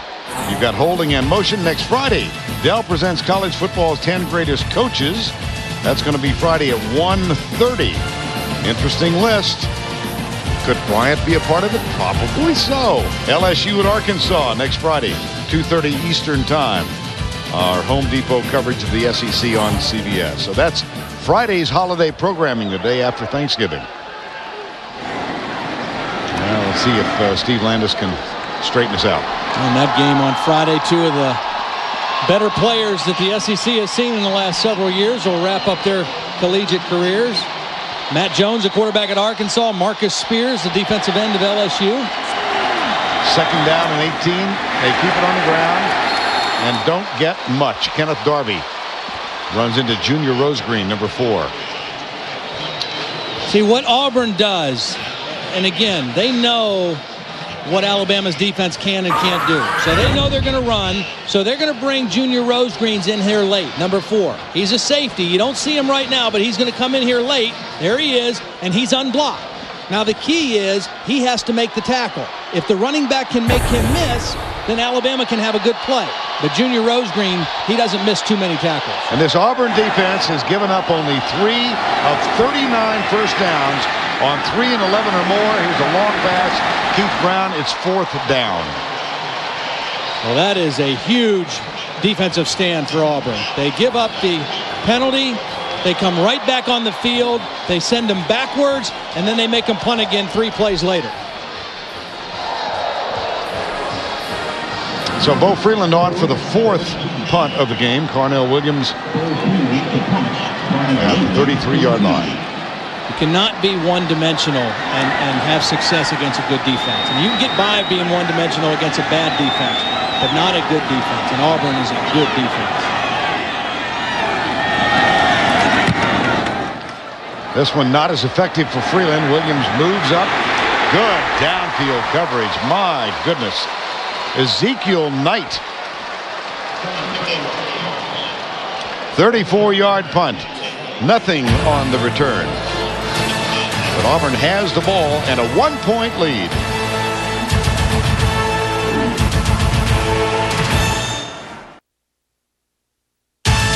The Home Depot SEC on CBS is sponsored by the Home Depot, Earthlink, Remington Titanium Shavers, and by Sonic. 9:22 to go, third quarter. Auburn leads it 7-6. Sunday, what do you get when Jim Carrey goes on 60 Minutes? A side of him that's rarely on display. That's Sunday on 60 Minutes. And one of the few times here in the second half, they've got Brown and Williams in the backfield. And they got their best starting field position of the game on the 42-yard line. They actually gained 9 yards after that penalty on Anthony Mix.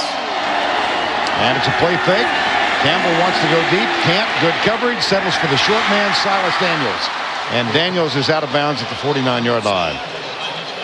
Now, this week's Scholar Athlete presented by Red Lobster. D'Amico Ryans, a junior for the Crimson Tide with a 3.5 grade point average in management. He took 44 hours over 2 semesters and 2 summers. Is that? Yes, that's right. And is on course to graduate next August. Red Lobster's commitment to the investment of our future shown by donating $1,000 to Alabama's General Scholarship Fund. Williams to the 50, perhaps a foot beyond. And let's go back and check in once again with Tim Brenda. Tim? Vern, well, your partner Todd was right. There was a little time left to be played there on the blue field for the Battling Broncos. And the fly in the ointment looking for John Helmendollar for a payday. 27-14. Watch out, though. Still a Louisiana school. Ready to make a difference. Well, the reason that game is significant for us is that a Louisiana Tech loss could hurt Auburn because that was one of Auburn's non-conference opponents earlier in the season. 3rd and 2. Option play. Campbell spins, has the first down at the 46. Second time we've seen Campbell run the option on 3rd down and short. Well, there is some question about the strength of schedule in the BCS standings. Take a look on the left. USC played Virginia Tech, Notre Dame, Brigham Young, and Colorado State. Oklahoma, Oregon, Bowling Green, and Houston. And Auburn, La Tech, La Monroe, and the Citadel. Yeah, and I'm writing up there the one-loss record of those non-conference opponents. The only one with a losing combined record is Auburn's opponents. Here's Campbell. Flips it out, caught by his tight end. Cooper Wallace makes the catch and moves to the 40-yard line. That's a gain of 7. And a completely different looking Auburn offense here in the 3rd quarter. I mean, they're coming out throwing first to set up the run. The non-conference opponents. Here is USC at number 1. The strength of schedule 36th. Oklahoma's 14th and Auburn 21st. That's according to the NCAA. I must say a playoff would be simpler. Here's Cadillac Williams. Again, we see the fine balance of Cadillac Williams as they kept stringing him out and stringing him out. It looked like he'd go down. But he puts that right hand on the ground and is able to fall forward for 3 or 4 more yards and another Auburn first down. And they have thrown on first down in this half. Tommy Tuberville said we didn't get any rhythm offensively until that last drive. Well, they've got some rhythm going thanks to the early passing of Jason Campbell. Again, play fake, left side. Aromashadu open, caught. They tried another corner blitz, and Jason Campbell read it. This time they tried to come from his backside, and he still saw it. Simeon Castile came on the blitz. That's why Jason Campbell went to Aromashadu. Actually got both feet down in, only needed one. That's Roman Harper, a safety, coming over for coverage, but Jason Campbell read the blitz. See, the Campbell's been perfect, 5 of 5 in this half. Here's the tight end Wallace going to the right side. Here's a toss sweep. Slaughter, great block. But a good defensive pursuit. And the tackle made by Juwan Garth. How important is balance in your offense? We're seeing it with Auburn, and we see a lack of it in Alabama, and that's been their problem all season. As good as they can run the football, if the threat of a pass is not legitimate, anybody can stop you. And Auburn right now is showing their balance. Alabama has said defensively, okay, we're not going to let 23 and 24 beat us. We are going to zero in on those guys. So Al Borges now says, okay, 17, it's your turn to make things happen. And Jason Campbell is responding. Ronnie Brown at fullback here. Flag is thrown on the near side.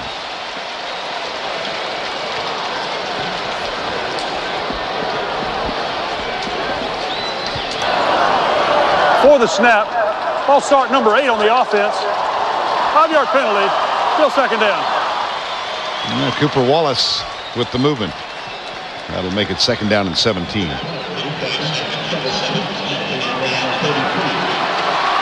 Wallace not having a game for the ages. No. Had a tip that led to an interception. Had a fumble after a reception. Campbell. Too high. Intended for Williams. That was a big penalty for Alabama because they were having trouble stopping this Auburn offense. The penalty set them back, and now it's 3rd and very long for Jason Campbell. This has not been a good Alabama team in the second half. As you take a look at the 4 games they've lost this year, they have scored combined only 3 points. They were shut out 20-0 last week against LSU in the second half. So they've not been very strong in the second half when it comes to points. And they're behind in this one. 3rd and 17.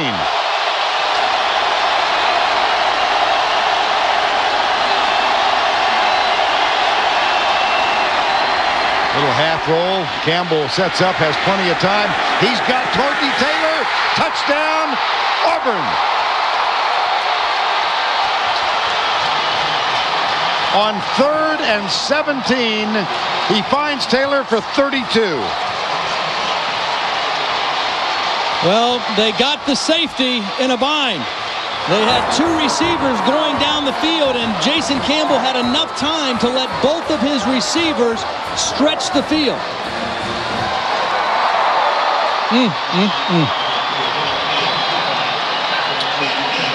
John Vaughn for the extra point. Got it.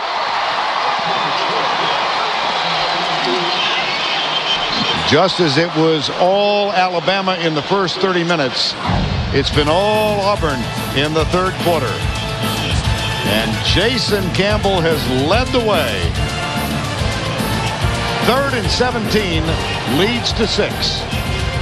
The Tigers are trying to remain undefeated.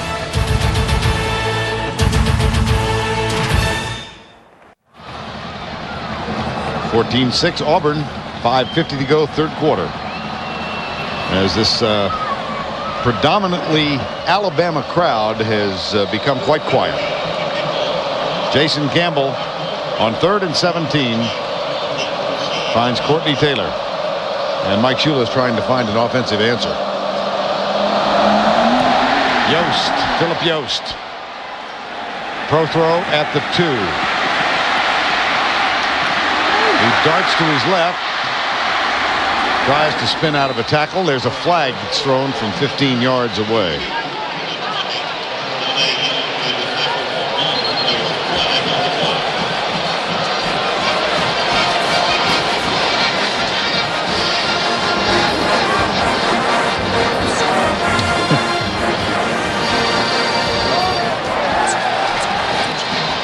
Now, while we wait for the call, let's go back to the touchdown. Well, the guy you got to watch right here is Charlie Peppra, because what happens is Auburn's going to send 2 receivers deep, and Jason Campbell is going to put that safety in a bind. Now, Auburn did a nice job of rolling the quarterback out. That bought him a little extra time, and he saw that safety lock on the inside receiver, and that left Courtney Taylor outside. It's not the corner's fault, because the corner turned him over, and the safety not able to get over because he was occupied by the inside receiver.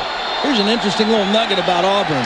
3rd down and 11 plus. Their offense has converted 42% coming into today. That's an unusually high number on 3rd and long yardage. There was a holding call on the kickoff return. Here's Pennington drilling it out to the left side. Catch is made by Keith Brown on 1st down and 10. Now let's take a look now at the Home Depot coach's decision. November 6th, Mississippi State. One of the 18 seniors, Anthony Carter, came on the field for the first time in 3 years. Quite an emotional moment for Carter. He had a terrific start to his collegiate career. His freshman and sophomore years in 1999 and 2000. Injuries, and this was Anthony before the game, leading the crowd as he makes his final appearance here at Bryant-Denny. And just about everybody that we talk to, players and coaches alike, when you mention his name, a smile comes on their face, and they just say he's been a great leader, a guy who comes to work every day even though he can't play, and puts his time in. He's been a great encouragement. They've got a lot of young receivers on this Alabama team, and he's been like a big brother to those guys. An Alabama player down. It looks like it's LaRon McClain again. Again, he hurt his right ankle in the game last week against LSU, and that looks like what they're looking at again.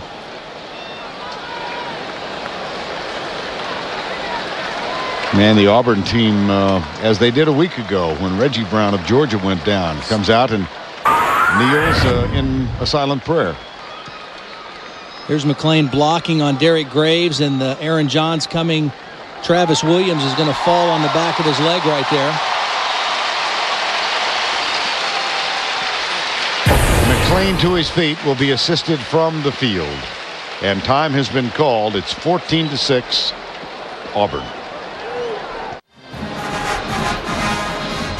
Fullback LaRon McClain assisted to the Crimson Tide bench, getting some medical attention now. Kenneth Darby has rejoined the huddle, and he is in the backfield.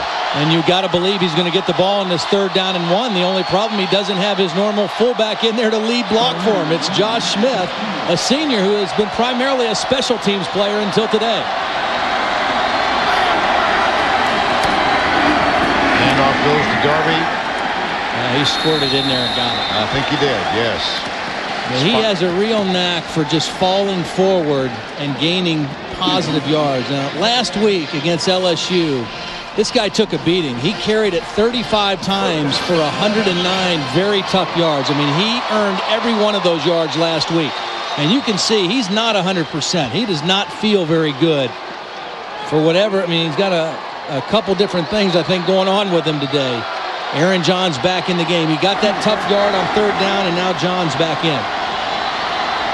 Alabama trailing by 8, 14-6. Here's Pennington on 1st down.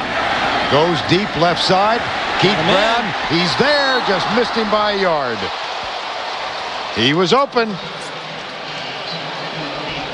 They went after Montavis Pitts, and Keith Brown had him by a couple steps. And this is a pretty good throw by Pennington. I mean, over the outside shoulder.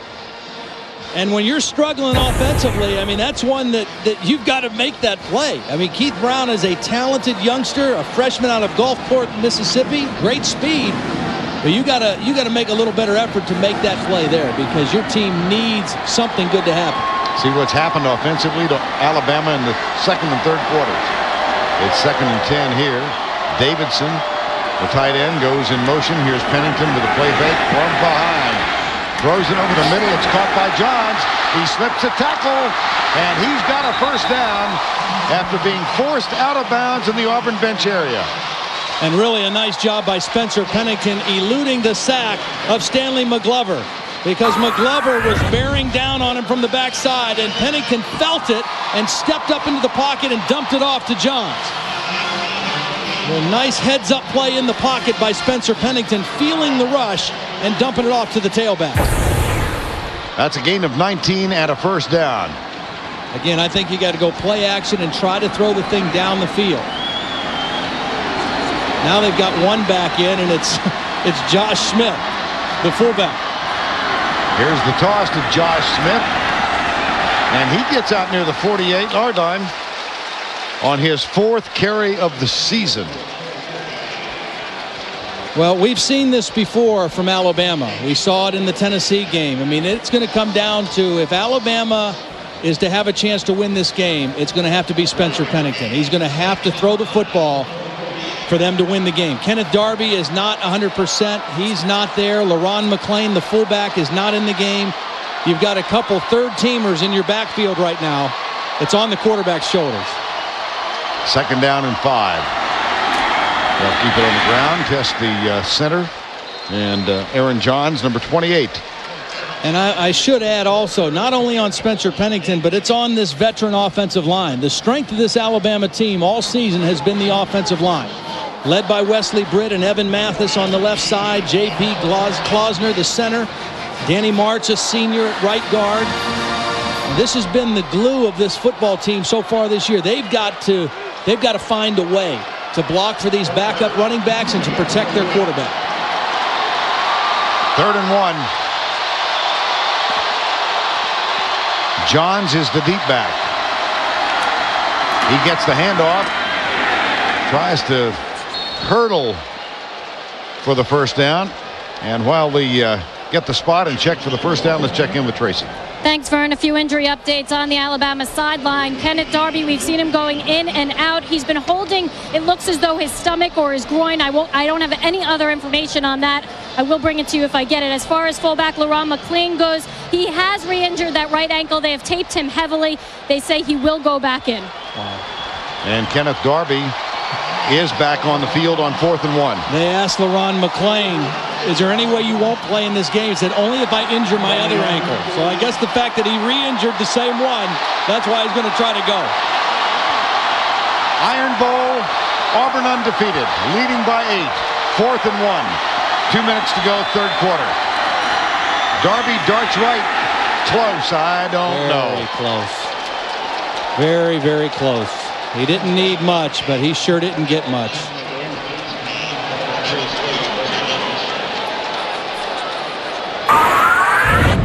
They tried to run right.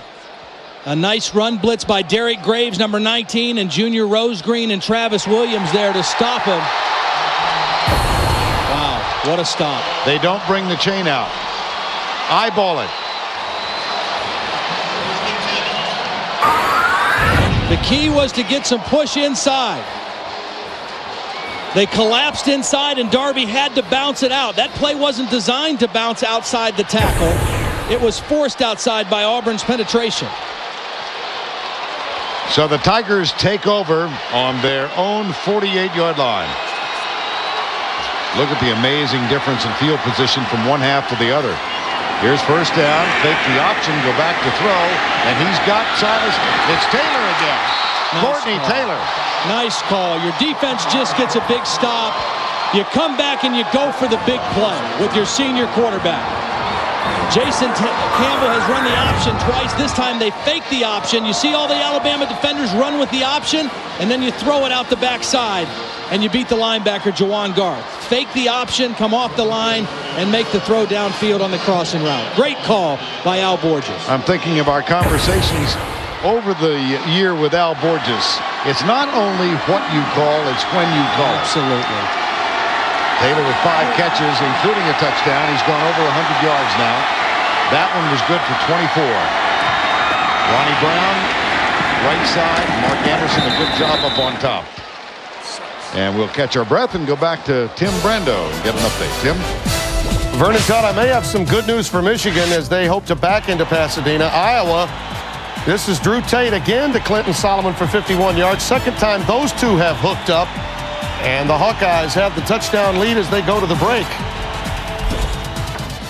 I don't know if it'd be good news for Vern and I, but definitely good news for Tracy, a Michigan grad. She'd be happy if Michigan could back in anyway, get into the Rose Bowl. Congratulations to Penn State for their win today. Yeah, good win for Coach Paterno. Your alma mater. Here's Campbell, left side, and a fine defensive play.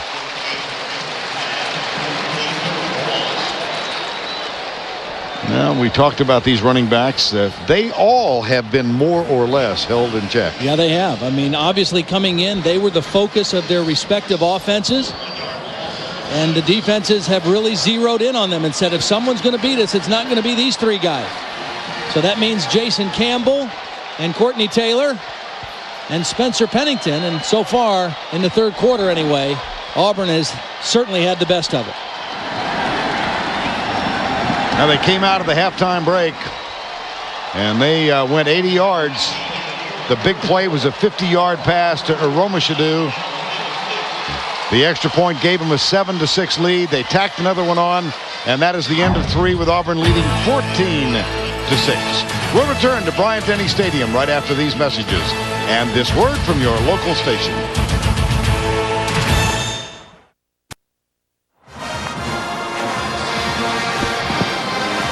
We welcome you back to Bryant-Denny Stadium on the campus of the University of Alabama in Tuscaloosa, the Iron Bowl for the 69th time. Auburn undefeated, leading by 8.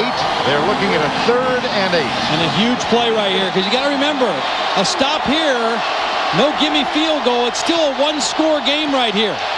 Auburn dominated the third quarter, but Alabama can stop the bleeding right here with a big stop. They stack the receivers to the left side. 3 in a row. Here comes the blitz from the corner, Madison. Campbell caught. Obamanu at the 15-yard line. That is a first down. How about Jason Campbell? 9 of 10 now in the second half, and he has put this team on his shoulders. Alabama's going to come with pressure, and Taylor's going to slip out to the corner here. They're going to use that little stack formation to run the crossing routes. Taylor comes out of there, and Campbell hits him under duress for a huge third down conversion. Or Obamanu, excuse me. First down. Here's Ronnie Brown going left, spilled after a gain of 2. Well, I'm thinking about Jason Campbell and the emergence of him as a fifth-year senior. They've had the 2 running backs, but he really, truly has taken this team on his shoulders. He really has. This second half, he's been marvelous. I mean, they came out and they said, look, we can't run. Eventually, if we get some plays, we'll be able to go back to Ronnie and Carnell, but you've got to get it done, Jason, and he's done it. 9 of 10 in the second half, and that last one, a huge third down conversion in the Alabama red zone. Call this one 2nd and 8, just inside the 15. Jake Slaughter back in at fullback. 2 wideouts and a tight end. 4-man rush. Keep it on the ground. Give it off to Ronnie Brown, number 23, and look at him fight. You know, every quarterback, I think, has a defining game or a defining moment. And for Jason Campbell this year, it was back in September against LSU. 4th down and 12. Team trailing 9-3. He hits Courtney Taylor for 14 yards. And then 3 plays later, he throws this touchdown pass to the same guy, Courtney Taylor. They get the extra point and beat LSU 10-9. At that time, LSU, the defending national champions. And that really turned the corner for Jason Campbell this season. 3rd down and 1. Ronnie Brown again looks as if he has the first down. The spot will be just at the 6-yard line. This might call for a measurement. And for the first time tonight, it appears that the Alabama defense is showing some signs of fatigue. Again, now both of these teams had big games last week, but Auburn had a much easier time of it in their game against Georgia at home. Alabama was on the road. They played at night in Baton Rouge. Then they had to travel back to Tuscaloosa, and it was a very physical game. Got some more guys banged up, and right now, this is the first time that the Alabama defense has looked a little bit worn out to me. 4th down. Alabama, of course. Let's see now what Tommy Tuberville decides to do. Well, I think Tommy feels like he's got this team on the ropes right now. And he knows that his defense is the nation's stingiest defense. They've only given up, you know, a small number of points, 9.3 points per game. And he just doesn't think this Alabama offense can close the gap. If he can get another score in here and go up by 2 touchdowns, I think he's thinking it's lights out.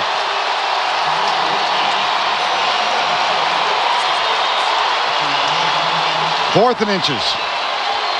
On the road, undefeated in the Iron Bowl. Trying to put it out of reach. They will go for the first down or the touchdown. Quarterback keeper. They go for the first down, and they got it. Got it. Well, I think about this Auburn team that we've seen throughout the season. They not only defeated LSU in a pivotal game back in September, then went on the road and won at Tennessee big. And then defeated Georgia last week big. So while the strength of their non-conference opponents has been not that strong, right, not that formidable, these wins against the SEC teams, all of whom are ranked at the top 10 at the time of the victory, is impressive.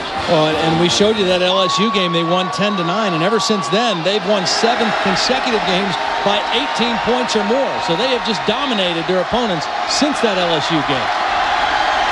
Here's the change by Campbell at the line on 1st and goal from the 5. Ronnie Brown goes left, down at the 1. If he doesn't slip, he's in the end zone. Yep. He got tripped up and fell short of the end zone, but he had a clear path there. Jake Slaughter, he doesn't play a lot, but they need him in there when they got tough situations. Blocking on D'Amico Ryans, excellent block by the fullback. And again, if Ronnie Brown doesn't trip, he walks into the end zone. Brown 11 carries for 40. Carnell Williams for 44. They are undefeated when both rush in excess of 50. On 2nd down, they'll keep it to Brown. Touchdown, Auburn.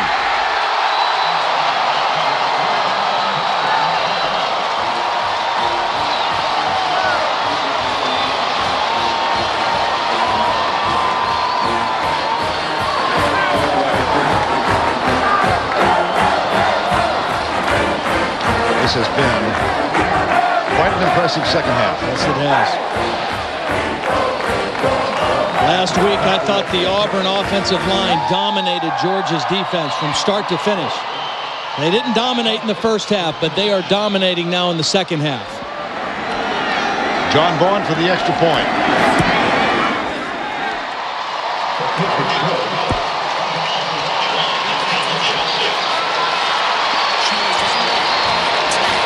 Watch the push. Ronnie Brown could have got into play before. This time he leaves no doubt.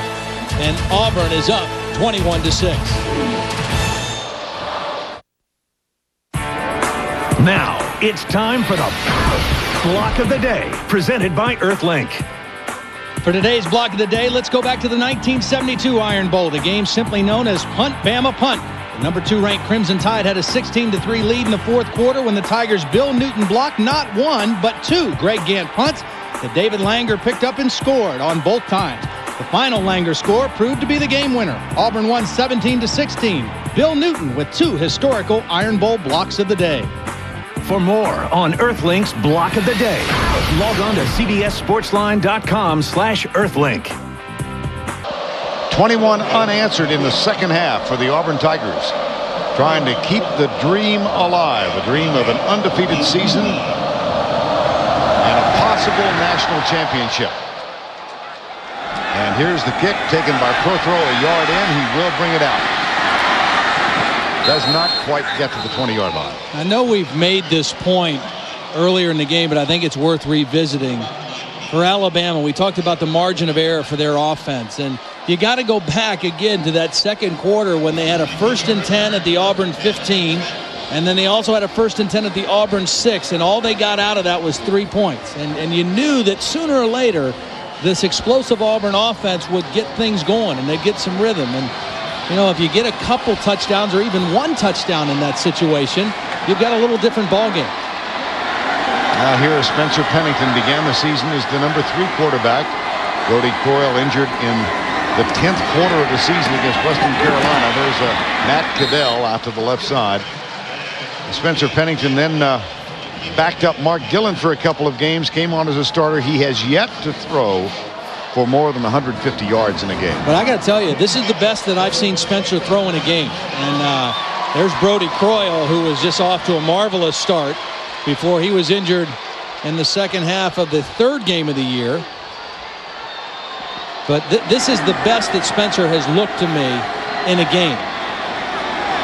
First down, back to throw again, gets a good block, pulls up, finds Caddell.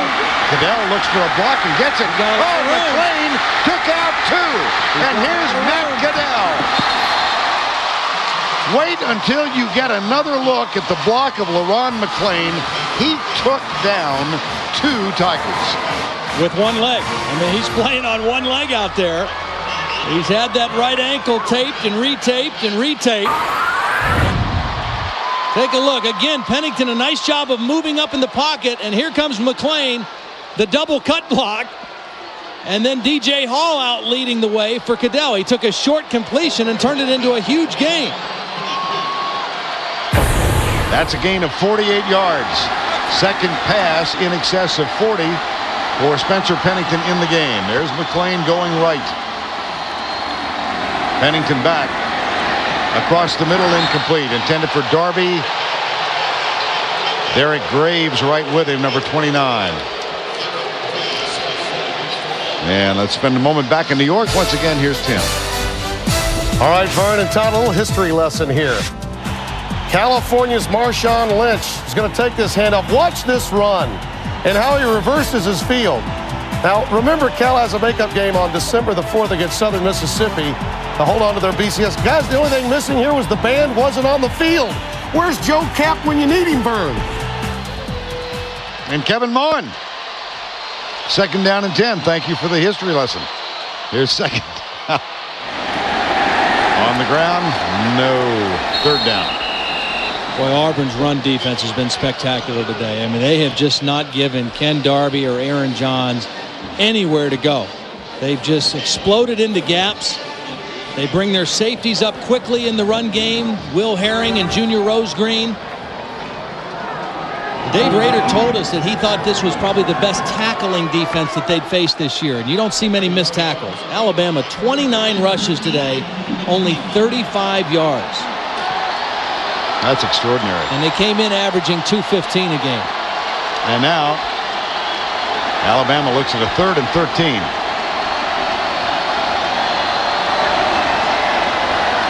Blitz coming. Pennington goes right to Caddell. Caddell. And At the 17-yard line, it'll be 4th down.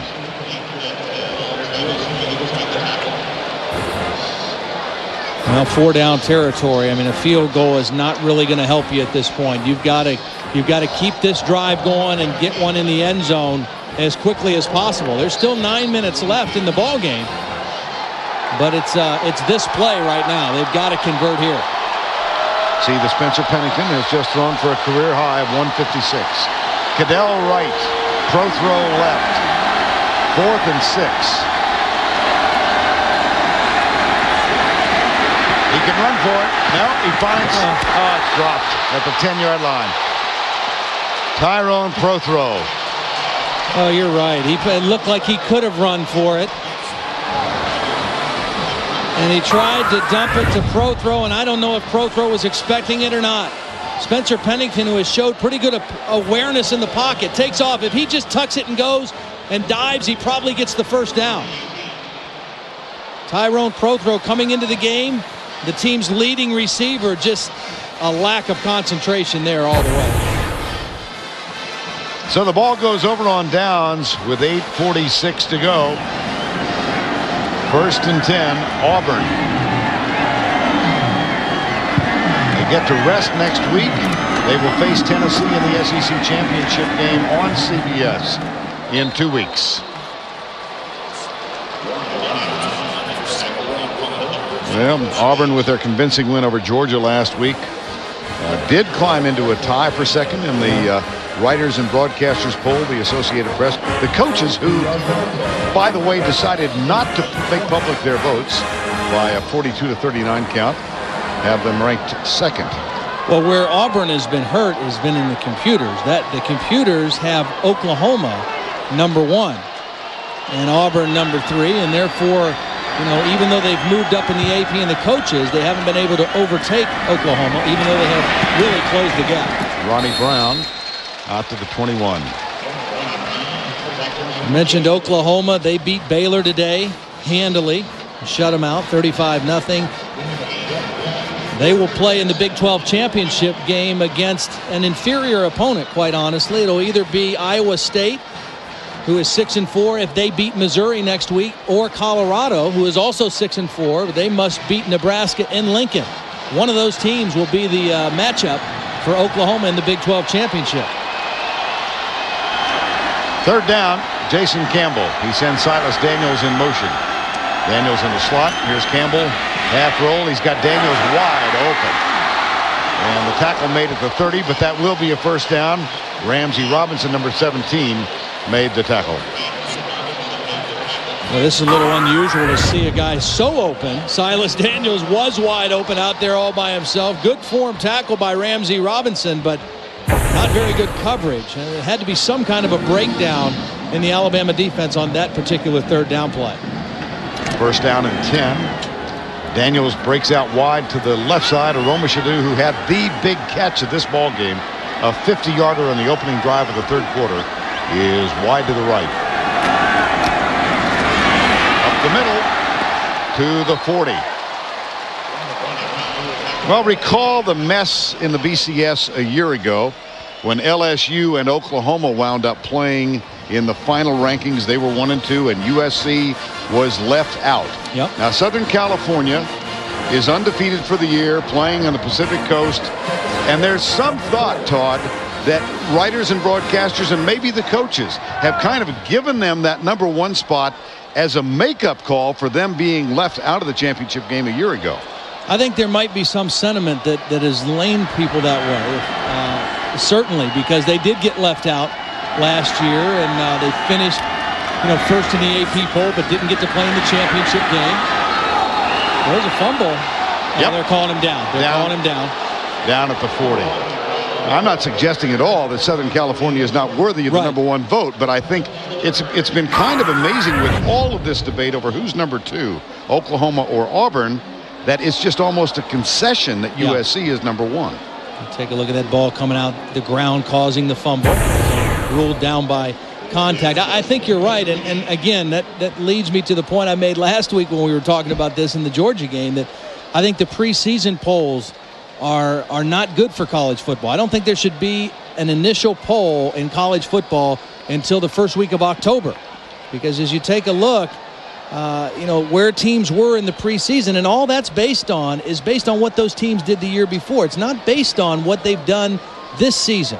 And so USC and Oklahoma started way up there at the top. Auburn has moved dramatically since the start of the season, but I don't think they should have any poll until the first week of October, after you've let them play a month of games, and then you really see who's for real. There was a measurement, and Auburn earned the first down for Tommy Tuberville's team. Of course, it was a year ago this weekend that his team defeated this Alabama ball club, and it was revealed that that mystery plane had flown off to Louisville in the attempt to hire Bobby Petrino to take Tommy Tuberville's place. And indeed, when that trip was revealed, sentiment went up 99% for Tuberville, and then the win over this Alabama team sealed his position. You and I were there a year ago in the season opener when Southern Cal came in and absolutely throttled Auburn. Auburn then went on to lose to Georgia Tech and had a troubled season until the end of the year. Well, I think all of that stuff they went through made them better. It made Tommy Tuberville better. It made his situation better. And it made his football team better. They have handled things great this year. All the attention that they're getting now, they've just kind of all taken it in stride. And they've been a very focused and determined football team during this run. Here's the toss sweep, right side. Cadillac Williams in jail and nailed. Now let's check the CBS Sports Line stat of the game. Total yards 334 since the first quarter. My goodness. And Alabama 117 after that quick start. Get complete game stats at CBSSportsLine.com. You know, the other thing about this Auburn football team, and it's kind of a consistent thread through championship teams, whether you're talking about college or even in the NFL, they have stayed remarkably healthy through this season. You look at their offensive line, their center, Jeremy Engel, missed a couple games, but everybody else has played every game. The backs both stayed healthy. Jason Campbell stayed healthy. Defensively, and compare that to this Alabama team that has basically lost their entire starting backfield to knee injuries, and in this game have played part of the game with third-teamers. 4th and 13 after the stop. Timeout has been called. We'll be right back. In today's SEC Moment presented by Sonic, we take a look at the history of the Iron Bowl, which began in 1893. A money dispute suspended the series until 1948. In 71, Pat Sullivan won the Heisman, but Bama won the Battle of the Undefeateds. The next year, Auburn won the infamous Punt-Bama punt game. Bear Bryant became college football's winningest coach in 81. Bo Jackson announced his presence the following year. Kicker Van Tiffen saved the day for the Tide in 85. The 89 game was played on the Plains in Auburn for the first time ever. The Tigers completed their last undefeated season in 93. And in 2000, the game returned to Tuscaloosa for the first time in almost a century. And this is the 5th time that these two teams have played in Tuscaloosa. Just an ironic little footnote that Alabama has never defeated Auburn in this game in this town. And it appears that that record will remain intact. 3:52 to go in the Iron Bowl. Here's the punt. Pro throw back to return it if possible. It's not going to be. It's going to be out of bounds. Nope. Yes, it did. It went out at the 16-yard line. There is a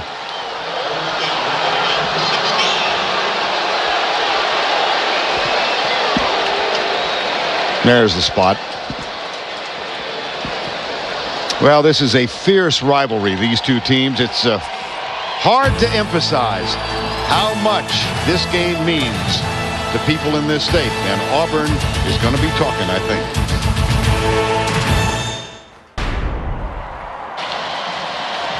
We return to Brian Denny with 3:42 to go. 21-6. Auburn undefeated for the season. They're in the SEC title game in 2 weeks. They'll take on Tennessee. And dreams remain for a potential berth in the national championship game and the realization of a national title for the first time since '57. There's a pass left side, incomplete. The biggest question about that game for Auburn and defensive coordinator Gene Chizik will be what quarterback will he face in that game. Rick Clausen, the quarterback today in their game against Vanderbilt. Of course, Eric Ainge was injured in the Notre Dame game. His throwing shoulder. Brent Schaefer, a broken right collarbone. His non-throwing shoulder the week before against South Carolina. Will either one or both of those guys be healthy for the championship game? Here's Pennington for pro throw. Big toss out to the 32-yard line. That will be a first down. That's a gain of 18. Well, we talked about that 1957 championship team coached by Shug Jordan. They won the title, finishing 10-0, shut out 6 opponents. They gave up 28 points all season long. They led 34-0 at halftime of this game and wound up winning it in the Iron Bowl by a count of 40-0. Here's Pennington. Pumps. Down. That defeat, by the way, led to it was the end of Ears Whitworth's career at Alabama. Yeah. And a guy named Paul Bear Bryant came in. 1st and 10. We had a chance last night. The Alabama athletic staff, led by athletic director Mal Moore, gave a wonderful dinner for Auburn retiring athletic director David Housel. And with no sense of timing whatsoever, a timeout has been called, which means that we're going to stretch this story over to commercial break. We'll be back.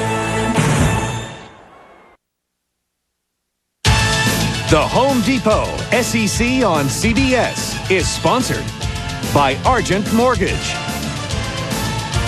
Ballpark Franks, the United States Army, and by Vicks NyQuil.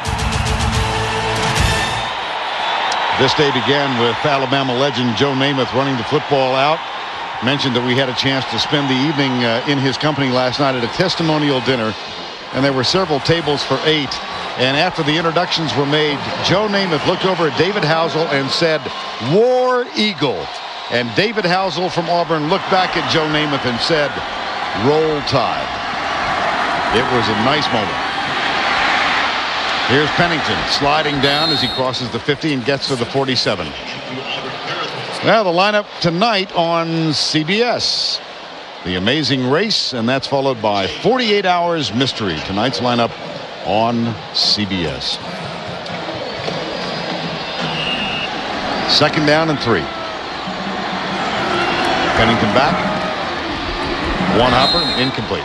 Now you were talking about Jeremy Engel. Yeah, I mean, one of the things I love about this game is just the passion. There's Jeremy Engel. He's playing hurt. He has a severe high left ankle sprain that he got in the Kentucky game, but he's playing through it. Now, he's a guy who grew up a huge Alabama fan. When he was 10 years old, he went to every game of the 1992 season at home. He was in Birmingham for the SEC championship game. He was at the Sugar Bowl when they won the national championship. He at once said he would turn down a scholarship to Auburn in order to walk on at Alabama. Well, as he grew up, he ended up walking on at Auburn, and he toiled as a red shirt and a scout team player, and now he's a starting center.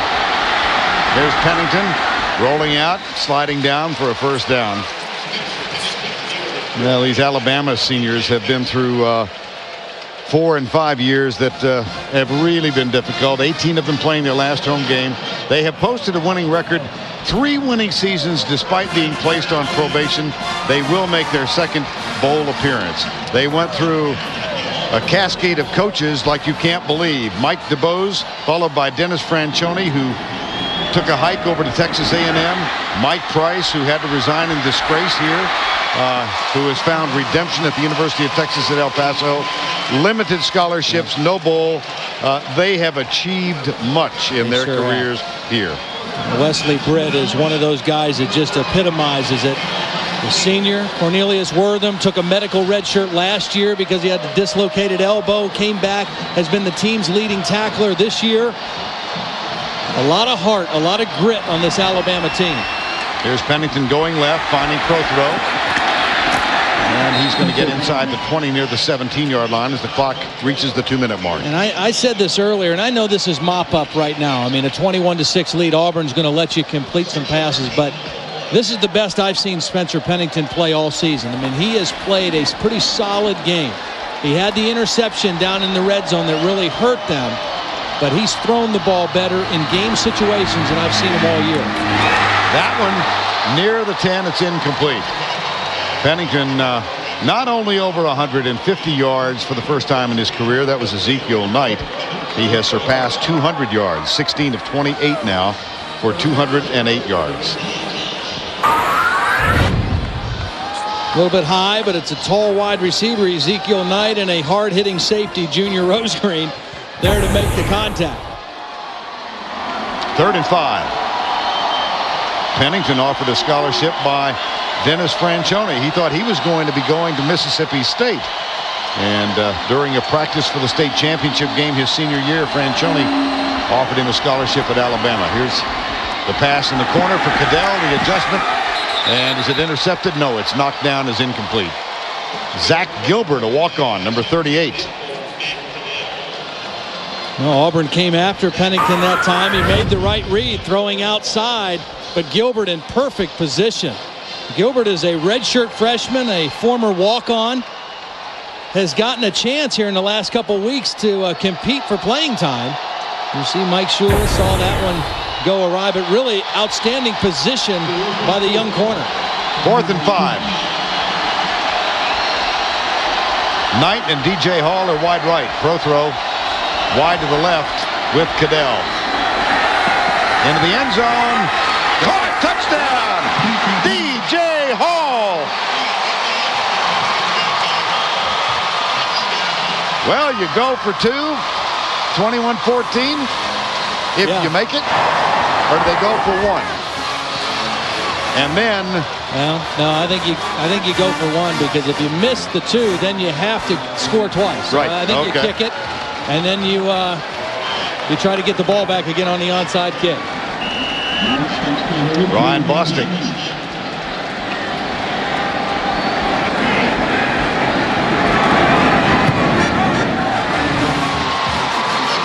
.126 to go in the ball game.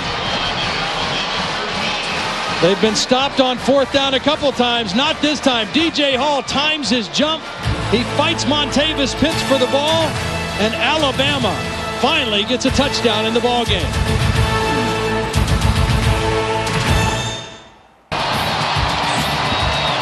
It's Thanksgiving. We got a new episode of Survivor to top off your holiday feast.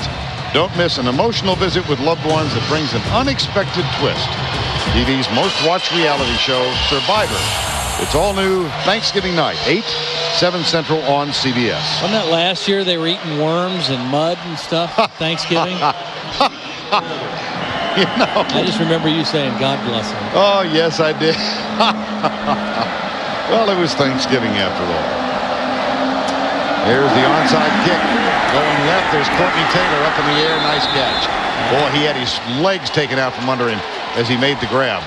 What better guy to have out there than your team's leading receiver? And he's injured. On your hands team, goes up high. You've got to do that, because if he doesn't catch it high and it hits the ground, it's a free-for-all. Taylor still down. Now he's up. He's had a nice ball game. Yes, he has.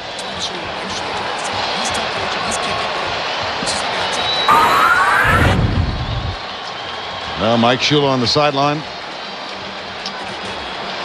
Little ballet move. He does that better than Philip Fulmer does.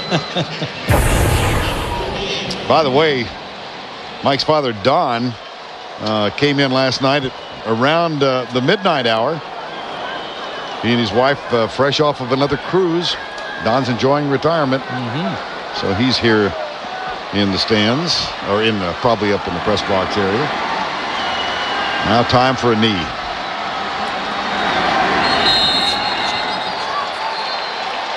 Well, a 21-13 victory it would appear. Timeout is called. That's the Alabama final timeout of the evening. They trail by 8. They do not have the ball. 6-0 Alabama at the half. The opening drive of the third quarter provided us our play of the game presented by Wrangler 5-star premium denim. Here's Rod Bramlett of the Auburn Radio Network. 45-yard line. Here's Campbell, fakes the handle, will throw. This time goes deep. Aroma Shadu downfield, makes the catch to the 15, to the 10, to the 5, and down he goes. That led to a Carnell Williams touchdown. The extra point was good. Tommy Tuberville's team went up 7-6. They lead at 21-13 now.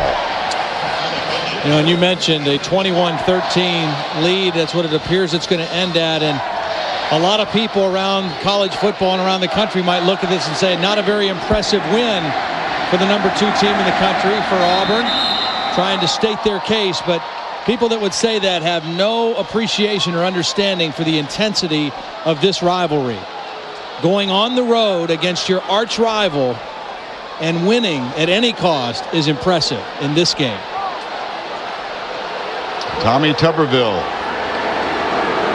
and the Auburn Tigers about to go 11-0. Mentioned last week, he got a smile out of some folks. He played collegiately, a non-scholarship player at Southern Arkansas University. He was a member of the Mule Riders. He just likes saying that, though. I do. Yes, I do. And I probably will say it again in the SEC championship game. There's a slight chance.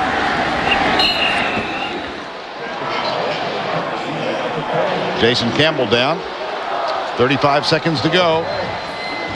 Tennessee won the national championship in 1998. Got a big break en route in their game against Arkansas. Tommy Tuberville's team had that come from behind victory. Missed an extra point in the game against LSU. A penalty call. They got a second chance. John Vaughn kicked it. That, they believe, ignited the season. That win over LSU. Well, again, at that time in the season, LSU was the defending national champion, and everybody expected LSU to be the team to beat in the SEC West, not Auburn. Now Tommy Tuberville's team has called time out. Well, they just wanted to get the clock down as far as they could so that they could just run out the clock on this 4th down play. I don't think they want to punt the ball necessarily. I mean, they could, but they just want to make sure that time is out if they take a knee one more time. Al Borges, 4th offensive coordinator in as many years. You know, one thing about that, too, we've talked a lot about Al Borges, and rightly so, but you know who else needs to be mentioned? Hugh Null. Is Hugh Null and Steve Ensminger, the 2 guys last year. Hugh Null was the coordinator. Steve Ensminger was calling the plays, and it didn't work out. And Tommy Tuberville had to make a change, and he brought in Al Borges, and he kind of, you know, obviously demoted Hugh Null by moving him back to being the offensive line coach. And not only did he embrace that, but Hugh Null embraced Al Borges, and he knew that he could help Auburn be a better football team. And I think his humility and how he handled that situation is another key component to this magical season for the Auburn Tigers. There it comes. I don't think he minds. I wonder if Stanley will get Tommy Tuberville to dance. Stanley's one of those dancers on the Auburn team. He might get Tommy to join him in a little 2-step down there. 4th and 21. Jason Campbell will run out the clock. The Auburn Tigers go to 11-0 in the 2004 season. They will play in the SEC championship game against Tennessee. The dream is still alive. The potential berth in a national championship game and the possibility of a national championship. And a little mess at the middle of the field. Yeah, Terry Jones Jr., one of the strength coaches, is out there in the middle of it, trying to keep the teams away from each other. They got it under control. Yep.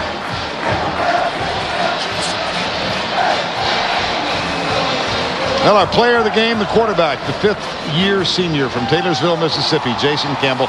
Just another terrifically efficient game, Todd. Just keeps doing it. He and Tommy Tuberville are with Tracy Wolfson. Trace? Thanks a lot, guys. I'll start with Jason. Jason, congratulations. What a second half. Did you feel you had to come out here and carry this team on your shoulders? Yeah, you know, they was doing a great job stopping our run. So, you know, we had to go that passing game. And, you know, once I got comfortable and got into the rhythm, you know, it just felt like everything was in slow motion.